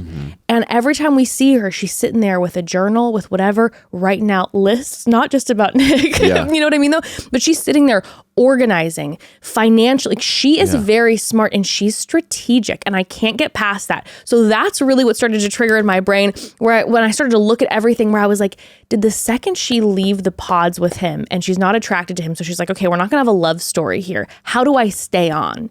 That she maybe strategically crafted how she was going to try to stay on, but let everybody know how much he sucks. So she leaves as kind of like a heroine in this situation, because I also, and maybe this is just who she is, right? Because even her brother was like, yeah, man, she's brutal, like whatever. Yeah, everyone's like, oh. But I just couldn't get past the fact that every time she was on screen, whether it was with Nick or with one of the other women, all she was doing was talking about all of his negative qualities. Right. I think and how she doesn't know if she can handle it. If this is true, and it's very likely that it is true, she just forgot about the whole you got to be a likable person to pull this off, and she had not done any research or lists on herself and realized that like you got to be likable to have people be on your team. And unfortunately for her, not the most likable person on the screen. No, so not really. It bit her bad. Because again, what also then connected with my theory was when she said bye, and it was like big smile, and it was like bye. I'm like, yeah, it wasn't like a devastation. And I suppose everyone handles things differently, but I'm like, if you really cared about him and loved him, wouldn't you even like leave after coming for his throat? You'd be like, I can't do this anymore, bye, and leave in a huff. Right. But to leave and be like, give me a hug, buddy. Yeah, like there big wasn't smile, like pat, even pat, with, pat with on the Alex back. and Tim, there was like a fuck it was like, you. I never want to see you again. There was a big fuck you, and she's like, I'm gonna eat and look at my phone as a fuck you. You know what I mean? We have Monica and Steven, a big thing. We have Marissa and Ramses sobbing. But then they broke up. Hannah and Nick broke up. Hannah gives him a pat on the back and says, bye, buddy. Big smile. Nick then goes into ITMs and is like making jokes about the Kardashian. He's like, yeah, well, you know, just like the Kardashians say. It's like, it would be interesting if they were, it feels like that. I think we all maybe were fed. I'll tell you one thing. If I'm looking lines. for a new house, I'm calling Nick because, you know, he convinced me. He got me. Thank God they didn't have sex. Because if they would have had sex, I wouldn't have bought a house with him. But now that I know they didn't, it's like, I'm calling him first thing. I was like, wait, what? No, I'm just saying, like, remember his whole thing? It's like, oh, my image. It's like, oh my God. If I was gonna call him as my real estate agent, but then I almost like, did he have? No, okay, we're good. So funny. Oh, anywho. Speaking of passion with a breakup. Oh my God. Okay. Opposite. Marissa and Ramses. Obviously, we talked about the this sex stuff at the beginning. Yeah. With her being sick, her commute, you know. How many colds a year do you think? How many colds a year? He became like the biggest horn dog of all time. That's what's funny about him. Is it's like his main thing didn't become about anything other than like, how much sex are we gonna have? Because I need to have this amount, and if you don't hit this amount, I really don't think we could be together. But then like But then the conversation too, and that like kind of veered as well to just physical touching and everything. Yeah. And she's like, maybe I don't want to be touched all the time. But I don't know. Maybe I'm really wrong. But I felt like he was saying in front of the camera that he's like, I'm not going to put pressure on you. Da da da da da. But the way that their conversations had been happening made me feel like he was aware of the camera.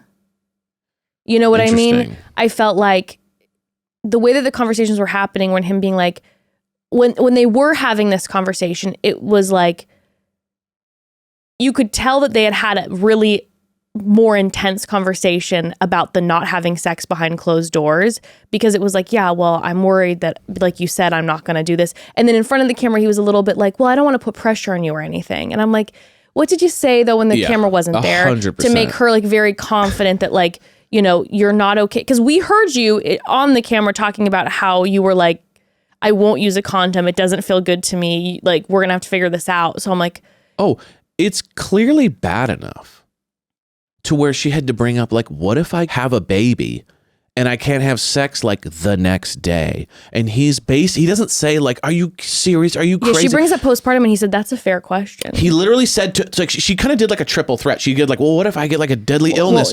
Or what if I get pregnant? Or what if I'm postpartum? And he kind of like, and in a blanket statement goes, fair question.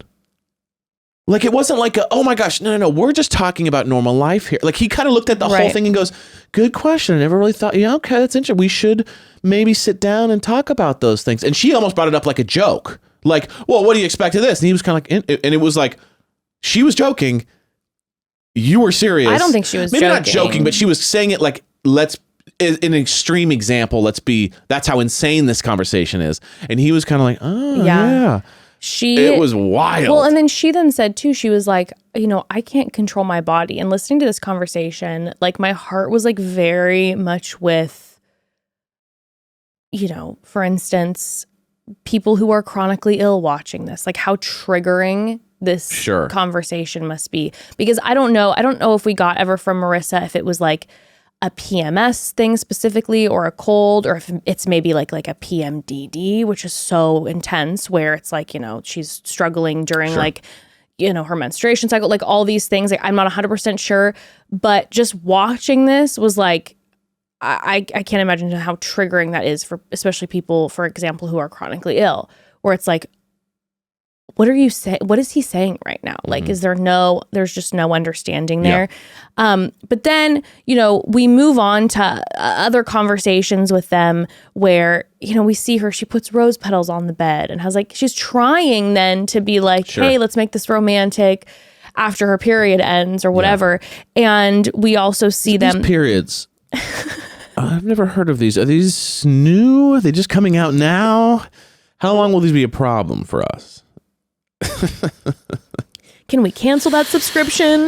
Do we have to do the period? Like, is this something is this like a how long do we have to do the period? I have not heard of these. But I just wanted to say this quickly. Throughout the conversations that we then see before the end here, we have them sitting on the bed. We have them on their date where they're in that like literal hot tub boat. Yeah. And he says numerous times that he feels completely sure about them getting married. Right. She asks him specifically, she's like, are you sure? Are you sure? And he's like, yes, I am sure. He even braved the mom. You know what I mean? Like, you're braving that mom. And it's like, that's some serious trench warfare. And not only that, we saw mom at wedding dress shopping. Yeah. She was warming up to Ramses. Slowly. She gave him a compliment. She was starting to get a little teary eyed and she kept calling her mama, which was like, I can't lie to you. My heart was feeling a little full.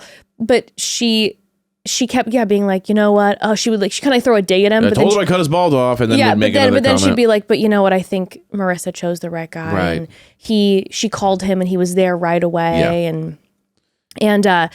And even in the conversation when they're on the hot tub boat, she's like, I've been doing everything for the wedding, all this stuff on top of my commuting, on top of my school, on top of work. And he's like, well, I've been putting all the effort into making sure that we're good. Oh God. What a fucking ridiculous comment. That's epic bullshit artist there. Well, I've been working full time as well. Really? On what? Myself.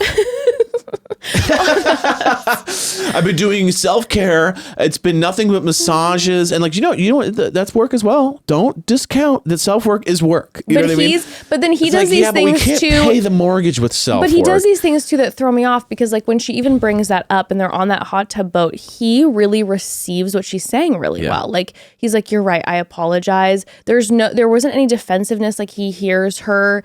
So like I said, the combination, he really throws me off because the combination of all the things that I agree with that he stands by, right? And then the fact that he does receive things sometimes so well, but then we have these like condom sick thing. It feels like this sex issue is like, this is what we need to work on, my guy. Okay, this is what we need to focus on. It's like, why are we not thinking about others in this He just hits setting? Me as a guy that needs to date longer. Oh, yeah. He hits me as a guy that's like, isn't super focused on like what he's got to do. He wants to hook up. He wants to have sex. He wants to have fun. Yeah, he was married. He was in a super conservative Christian situation, and he maybe hasn't experienced, which I can understand. 100%. He's had like political revelations, revolutions to himself, like where he's like totally new person this way. He's been divorced, and then she's like becoming a lawyer, wants to get married. You know what I mean? Like for me, it's just kind of like two different vibes. So I felt like he kind of was going along with this, and then kind of is like seeing the realities of this whole thing, and that's okay, right? It's okay to feel all those things and be that way. But what I didn't like, it really bummed me out about Ramses, it's like he would really reinforce that like these are all just peripheral things we need to work on, and we're gung-ho ready to rock. Well, which would throw her down this road of like, she was fully in. I'm ready to rock. We're ready to go. And the thing is with them too, I'm like, I really do believe, and we talked about this the last couple episodes, that it wouldn't work with them. Yeah. Because like lifestyles, belief systems, all of this, and even just like the conversation that even the friends brought up, where it's like, you're anti-military. She was in the military. She wants to let her kids know about it. What happens? And even he said, he was like, well, I'm okay with them knowing about it. I'm like, when that day really comes though, like, let's be honest, like this is going to cause some serious strain in a relationship. And especially considering he, like you said, he's in the space too, where he then was recently divorced, and it was like, okay, I'm coming to the place where I'm like just like discovering all these new things about me. And he, even in their conversation, was like okay with the idea of it if it didn't work out getting divorced again, versus her being like, I would hold out for 5 to 7 years of not being happy. And he was like, not me. Like that worried him as soon as she put that out there, where she's like, I'll be unhappy for that long. Yes. And he was like, no. Yeah. And so considering all the things that they have that were going to become for sure at some point a problem in their relationship, there was a lot. I just don't see how it could have ever worked. Yes. So I was hoping for their sakes that it wouldn't end up in marriage, because I was like, I don't think this is going to work out. But it was truly heartbreaking to see Marissa, because we see them even at the costume party when Bowden shows up, and they all handled that so well, to both of their credits. Ramses wasn't being this jealous guy. He was like, hey, you two talk, whatever. And then he comes over, and they had this cute like dynamic going on.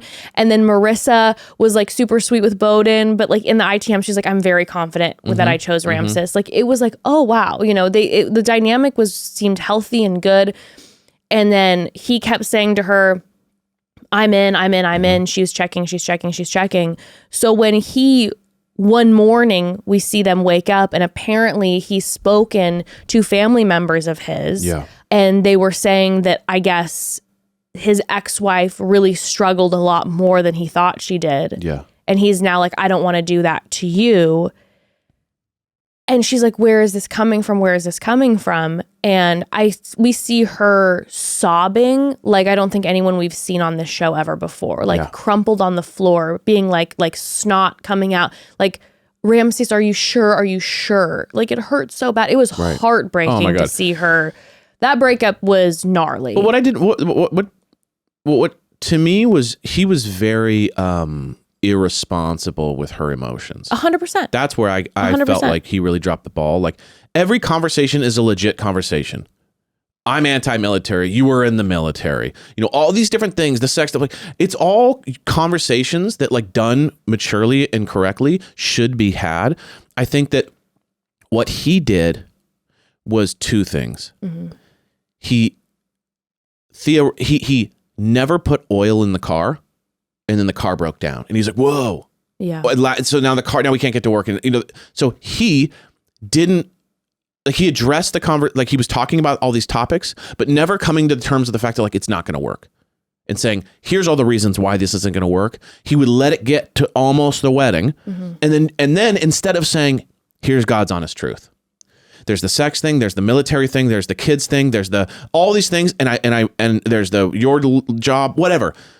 I just don't see us connecting. Instead of doing that, he goes, it's me, it's not you. And I'm just afraid that I'm going to hurt you, man. And you're great. And it's just, your energy is just a little much sometimes. Which, by the way, he's been saying from the beginning in the pod. So it's like he knew. So it's like he knew, he felt that he was going to have a problem. I think he was just extremely sexually attracted to her. Right. I think this is the biggest issue. I think he knew her energy was too much for him. He didn't agree with her background. He didn't agree with her politically, lifestyle-wise. Nothing about it matched. But he was hot for her. So once they stop having as much sex, now all of a sudden, yep. I don't really like you. I think that's what it was. And I just hate, like, he literally hit her with the "it's me, not you" line. That was like wild. Seinfeld, I couldn't even believe you know what I mean? Like he literally, dude, like that is like, this isn't the 70s. Okay. Like everyone knows that's a fake line. You know what I mean? You don't break up with them because of you. It's always because you feel a certain way about them. So, you know, for me, it was like just instead of being honest early on and being like these 4 things, like, I got to be honest with you, I really like you, but kind of deal breakers for me and I wish you the best. It was like, I'm just going to kind of ignore it until I'm forced to make a decision and then come up with some bullshit that's kind of like, I don't know, just the energy's off. You know, it's like, that's why she's so devastated. Yeah. It's because she doesn't have clarity. She's like, the energy's off. No, the clarity was not given because, it's like you have two, because he even said a few things. It was like your energy's too high and living in a space with you, but also I really, really hurt my ex-wife and I don't want to do that to you. And you're like, what is this answer? I don't want to hurt you is the reason we're breaking off. Come on now. Shut your mouth, man. No, come on now. Bullshit. Come on now. I don't want to hurt you is an iconic, like, it's just manipulative tactic again, to make someone think this isn't a fantasy one of my fantasy books. Okay, I don't want to hurt you is when the fantasy guy on the back of a horse is going into battle. Listen, like, I don't want to hurt you. You is need when to find another husband because I don't want to hurt you. I don't want to hurt you is one of my shadow daddies who's literally a god who could like destroy, and he's just like, I don't want to hurt you with my power. I don't want to hurt you. Like, I might crumple you with my strong hands. Yeah, exactly, so I can't take you in the like night. Don't even like. Come on now. But that was a devastating breakup. She was. I do wonder what that reunion will look like. I think there won't be drama. I think they're going to both be really gracious. She's also not like a fire breather. No. You know, she seems really sweet. And so I don't, she even at the end wasn't like freaking out at him in a mean I would way. imagine, she was just devastated. I would imagine that those two, my guess is that they'll be at the reunion and they will have been like, hey, we talked it out. Yeah. We're friends. We care about each other. We love each other. But it just, I would imagine that it's going to be very like tame there. Even though that breakup was brutal, I think that it's going to be a really like. Devoed. Yeah. Okay. Let's talk about Ashley and Tyler. Yeah. Who did get married. Yeah. They went all the way and they said, I do. And apparently this was filmed like a year ago. So it's been a year. And other than the thing, you know what I mean? Like no, there's no other thing. Like other than that, there wasn't. Like, no. Was there any other issues? No, that's the thing that's absolutely wild. Crazy. About their dynamic, which is where I'm like, if I'm in Ashley's shoes, finding out about all this is just mind blowing. Like if you delete that situation, you're like perfect relationship all the way through. Not a single beef, not a single moment of fighting, nothing. I'm going to say this very, very briefly because I just really, with them, I want to get to the juice of what's been going on behind the scenes. Okay. So we see them at the top of one of the episodes. She's basically like, yes, what you said, like it hurt that you weren't being honest. Yeah. What's the deal? What really went down? Right. And he was like, here's the bottom line. I was a sperm donor. I had a friend and her wife. They wanted to have a child and it's very expensive to do the sperm donation. So like God basically was letting me know like I should donate my sperm so that these two women could have a child together. And so honestly too, if I'm Ashley hearing that, I'm like, I love that. I think that that's amazing to hear that. You're like, that's amazing to hear. And so that's then where the conversation is turning. And then she asks him specifically, she's like, do the kids know what you look like? And he goes, That's such an easy like question to answer. It's either a very obvious yes or no. You're like, it's like, especially when do you like chocolate ice cream? It's like, dude, this is for him though. He goes, and also too, I'm thinking as well. And I'm Ashley. I'm like, didn't you just say it's like one of your close friends? So I would imagine, have you just never seen the kids ever, even though you're really good friends? Very funny to just answer. And so he goes, so his response is, he goes, I don't think so. Okay, yeah, not no. So he says, I don't think so. All right. That's where we're left with that piece. And then she's like, hey, I want to move on. Like, let's rebuild this trust and I'm all in and da. So then we see them for the rest of these next few episodes. Everything's going smoothly. They're having fun. They're having conversations. They're in love. They go skydiving together, which meant a lot to her because he was scared of it. They get to the wedding day. And the wedding day, like, you know, she's over the moon. They end up getting married. Now, I will tell you this. What I did notice on the wedding day is Tyler, who is normally Mr. Happy-Go-Lucky, was nervous. And it got to a point to me that it wasn't just nerves. Yeah. There was like he's like, my skin is frozen. Yes. And then at one point he's like, I'm dripping sweat. Yeah. And there was a look on his face that didn't scream to me he's nervous about getting married or he's nervous that she's going to say no. There was this look on the face, and of course we find out later, where it's like, oh my gosh, what's going to happen after this when she finds out everything? Or, oh my gosh, I'm on television and I know that I'm lying about something. Like there was this... It was the nervousness of like, this could all blow up. Like even to the point where I felt like when his mom was talking to him, she was a little bit like, you're really nervous. Yeah, you're rattled. And he's like, no, it's a good thing. It's a good thing. It's like, no. Something's off right now. Okay. And, but then again, we get to the actual wedding portion and the ceremony is beautiful. Yep. His vows to her are beautiful. Her vows to him are beautiful. Yeah. Like it's this whole thing. And after even knowing what happened, what was striking me is like, I do truly believe he is in love with her. Like, I really believe he's deeply in love with her. And I think she's deeply in love with him. I think everything's like, cruising. I buy this marriage. Yes. Big time. Yes. Which is why it's so devastating for Ashley. Yes. And I don't know where they're at now. And I'm literally like on the edge of my seat. And if I was Ashley, I would be suing Love is Blind.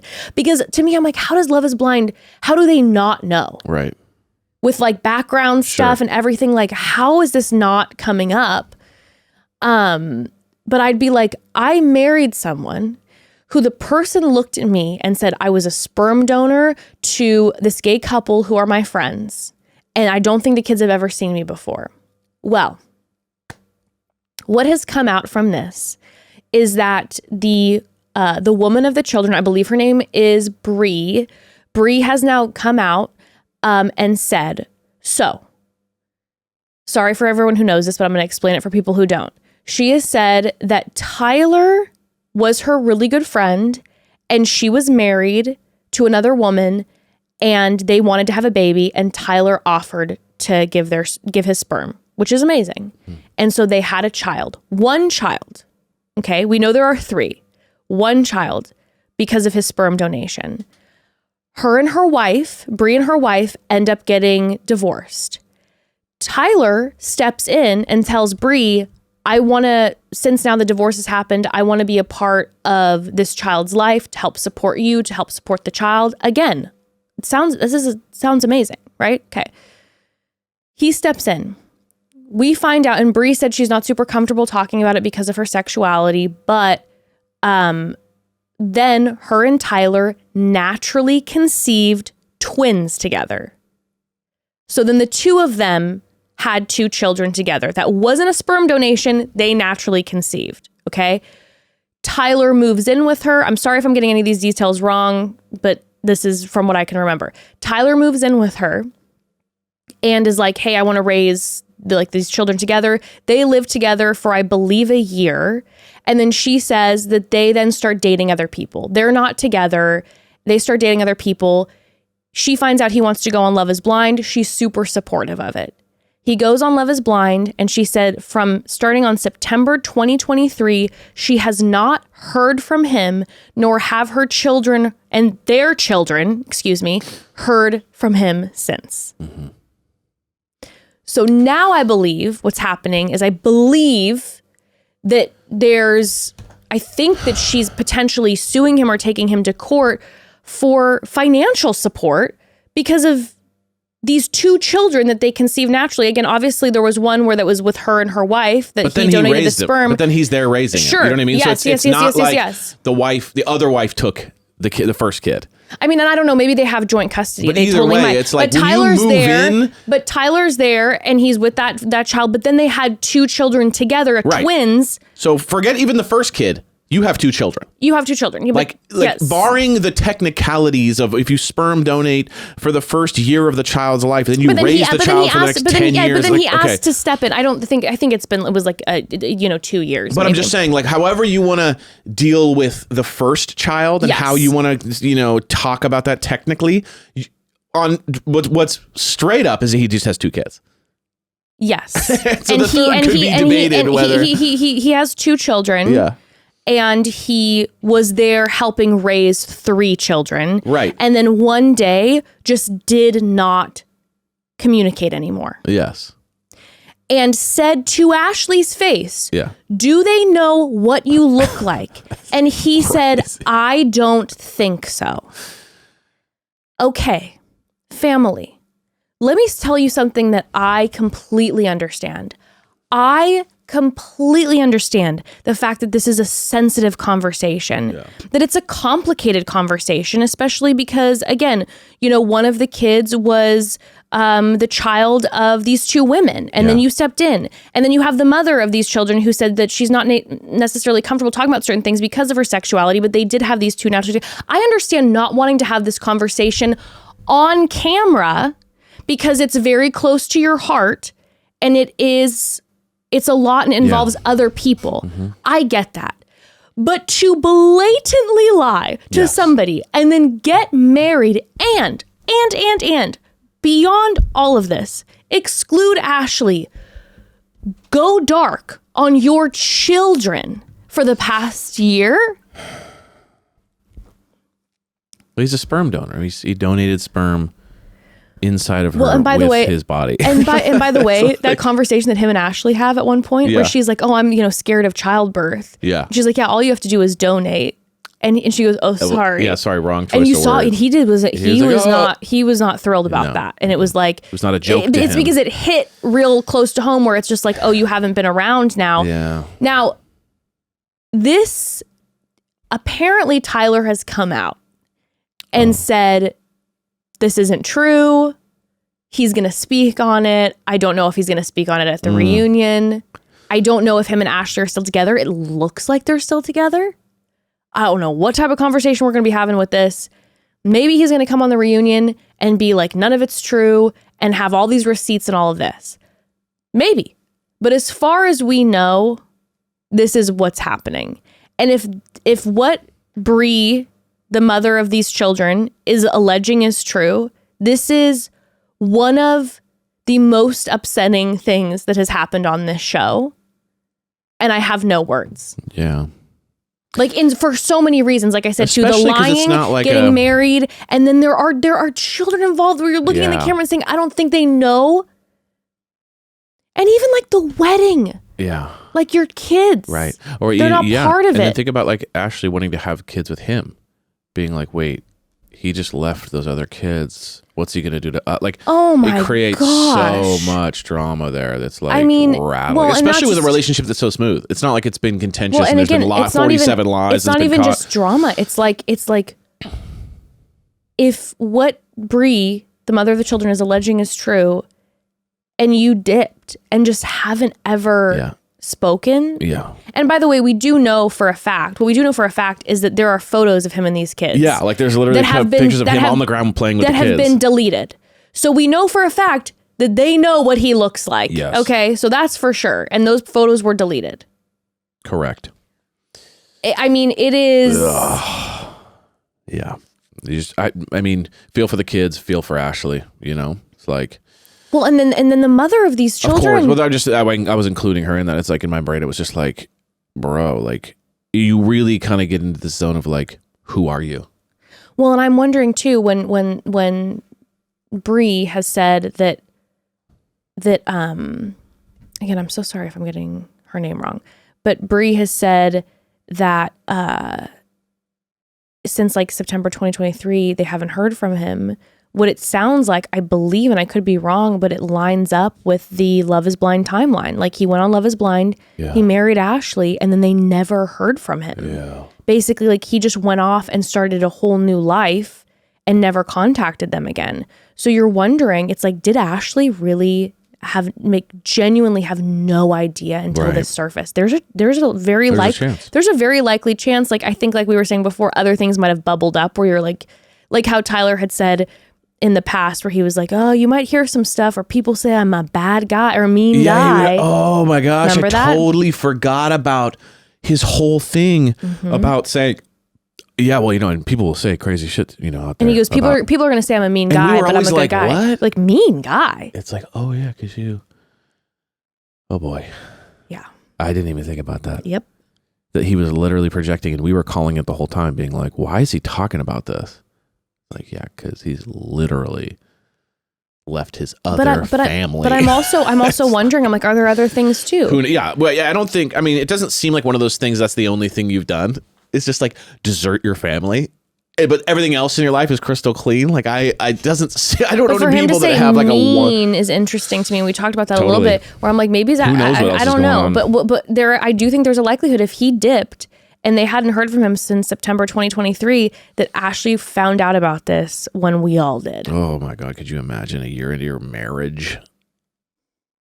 Because think about this too. If Tyler went on the show and there was until they dropped the cast list, maybe Bree didn't even know if he was with anyone or who he was with, because she wouldn't have the name to even send Ashley a DM and be like, by the way, he has these children with me. Right. I don't know. Oh my, that would be insane.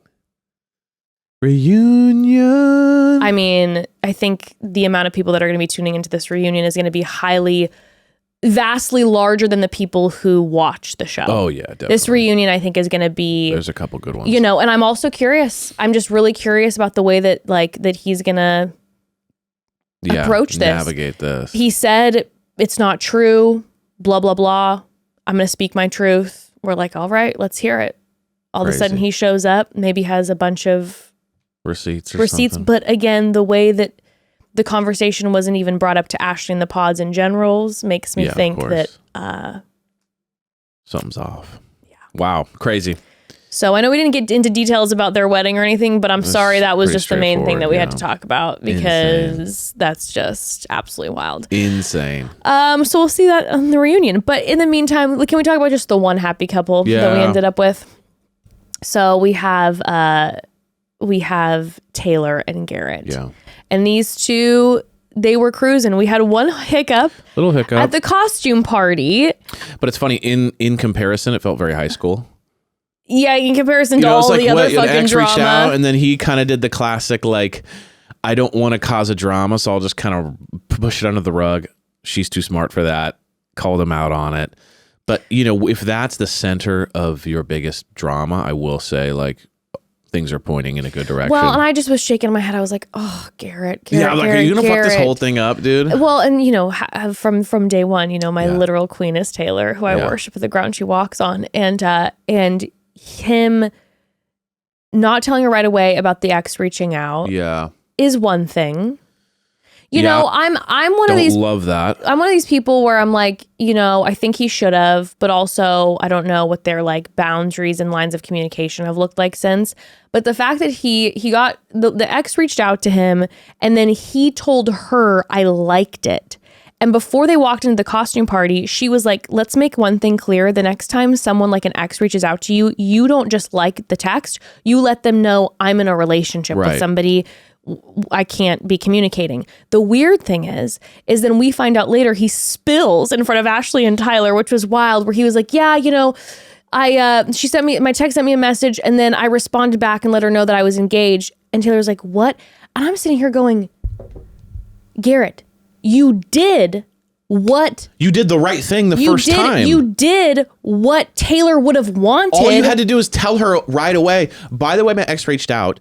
I said, hey, just so you know, I'm engaged. We shouldn't be talking anymore. If she would have been like, thank you.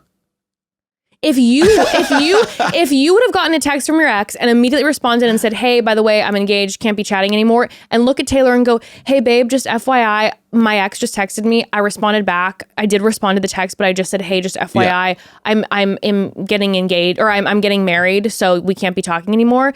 Taylor would have felt the flush of like, because she cares about him. You get the flush of jealousy because it's like, oh, this ex and who is this? But then it's like, thank you so much. I appreciate you being communicative with me, and I appreciate you being communicative with her and letting her know that you're in a relationship with me. But in omitting fashion, in classic omitting fashion, because he's not trying to ruffle feathers or wanting to get into an argument and trying to just stay comfortable, which is something, not to stereotype, but you men can do. You're like, I'm just like, oh, it's a classic young guy move. This to is be something like, I'm just not going to bring it up because I don't want to get in a fight about it, and then it becomes 10 times. We've the talked fight about later. this before. Early on in our relationship. Our biggest drama had been that a few times you had omitted, but it had never been like you did anything wrong. No, it was like there was a girl at the party who Jess knew that had liked me, and instead of me coming home and being like, oh yeah, she was there, by the way, I just wouldn't tell. And then my friend would be like, dude, was she there? And I was like, yeah. And they're like, what? And then I would look like I was hiding. It looks like you're hiding it. And that's the thing with omission is it's like you're omitting something that you know is going to bother the person to not get in an argument. Yeah. But then what you're doing is not respecting the person and trusting that they're going to be able to handle that because you don't want to get into an argument or whatever. And it seemed very clear to me that Garrett... That's exactly what he did. He was just like fuck. He said I liked it so that they would talk about it less, because when she goes, did you respond to it? But him being dumb guy brain is like, liking it's worse. It's like she said, she goes, it's worse that you just liked it. Yeah. But you know that she looked at him when he said that an ex reached out to me. She looked at him and she goes, did you respond to it? And he felt the flush of like, oh no, here we go. So he goes, no. I just liked it. And it's like, dude, if you would have just been honest, this whole thing would have been... It would have lasted 5 minutes. It would have been a blip. Yeah. A blip. But that's the reality of the whole thing. And it was like, But I felt Taylor because like Taylor had said she'd been cheated on before. She was rattled. She was rattled. All into the next day, she was rattled and she had to like put on a good face for the family. Like it was, she felt it. Like she said, she'd been cheated on before. So this is a huge trigger. She's also, again, being someone who so values, truth via intellect. Yes. It's like you need to, like, communication is so important. Big time. For her.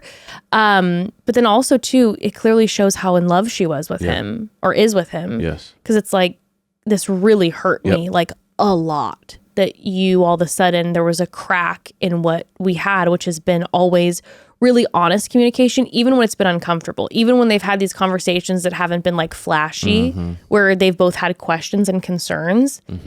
It's always been honest. So that little blip of like not being honest, don't do that again, Garrett. Garrett, come on, dude. Know the prize you have. She's a literal queen. She can take a little minute. Don't fuck this up, Garrett. Don't fuck it up, dude. Okay. But overall, we saw the two of them go and meet in San Diego, her family, and then we see her with her mom and him, and God, her and her mom look alike. Yeah. It's literally, they're like twins. Totally. And her mom and her have such like, I loved her mom. Her mom and her have such similar energy. Like, she's tough. Mom's a strong woman, just like Taylor, but also like playful. Sure. And sweet. And you saw her just kind of be like, yeah, it was tough for us at the beginning because again, it's not like this is a crazy. Super understandable. And again, as a parent, I totally get it. I'd be like, this is mental. Yeah. But I support you. Yeah. I love you. I support you. I'm there for you. We had the bachelorette parties, which were very upsetting. Hilarious. Like they got to go. The men got to go to an NBA game, got to shoot in the middle of the court, have an epic night out, and the girls got to make crafts in a warehouse. The sexism was rampant. It was like Evan it was like a guy put this together. Yes, and the guys, I don't know what a girl's like, I don't know, crafts and shit, and like, let's just make it all girly in a warehouse. The boys, let's go to the NBA game and have them shoot center court. Evan watched the episode before me, and I was like getting ready. He like knocked on my door, and he's like, "Just wait till you feel the sexism in this episode." It was because it was just like also too like the energy of having a bachelor or bachelorette party. You want like human energy, music, pumping. I don't know. Let's throw the last 2 girls left in this thing in like a warehouse with like some tents. Which, by the way, you know the warehouse beaded bracelets like a 9-year-old. But by the way, the warehouse, it has no music in it because they can't have music playing, whatever. Right. We didn't hear anything in the background.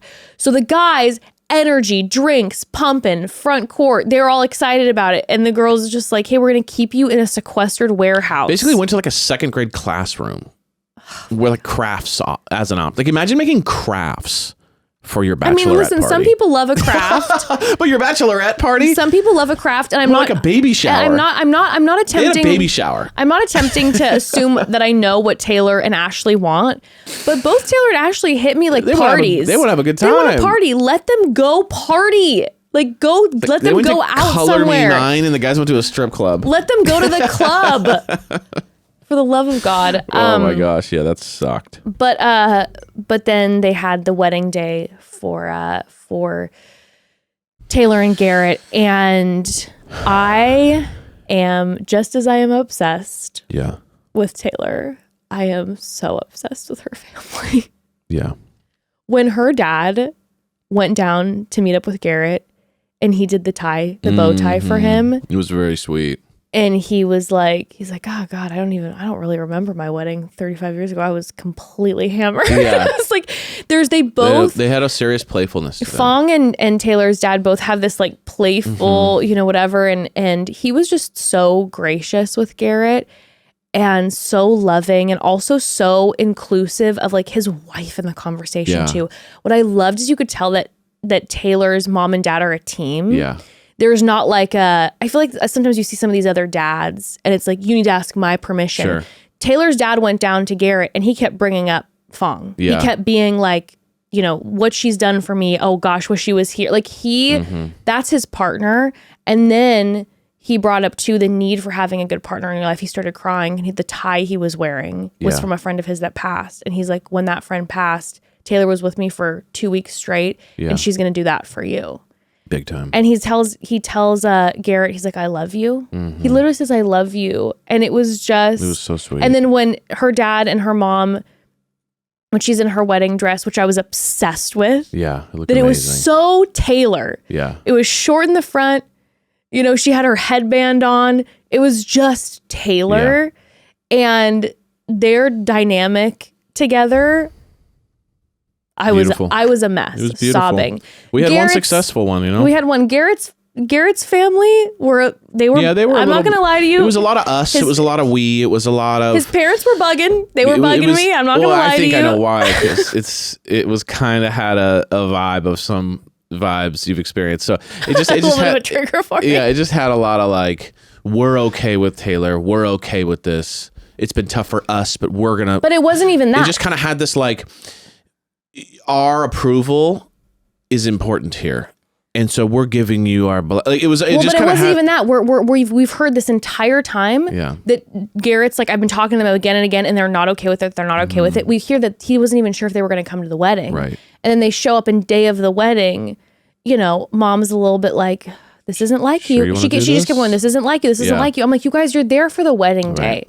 And what he said is that their big issue is that he's going to be moving away from them. And I'm like, listen, I don't know what it's like because my daughter still lives in my home.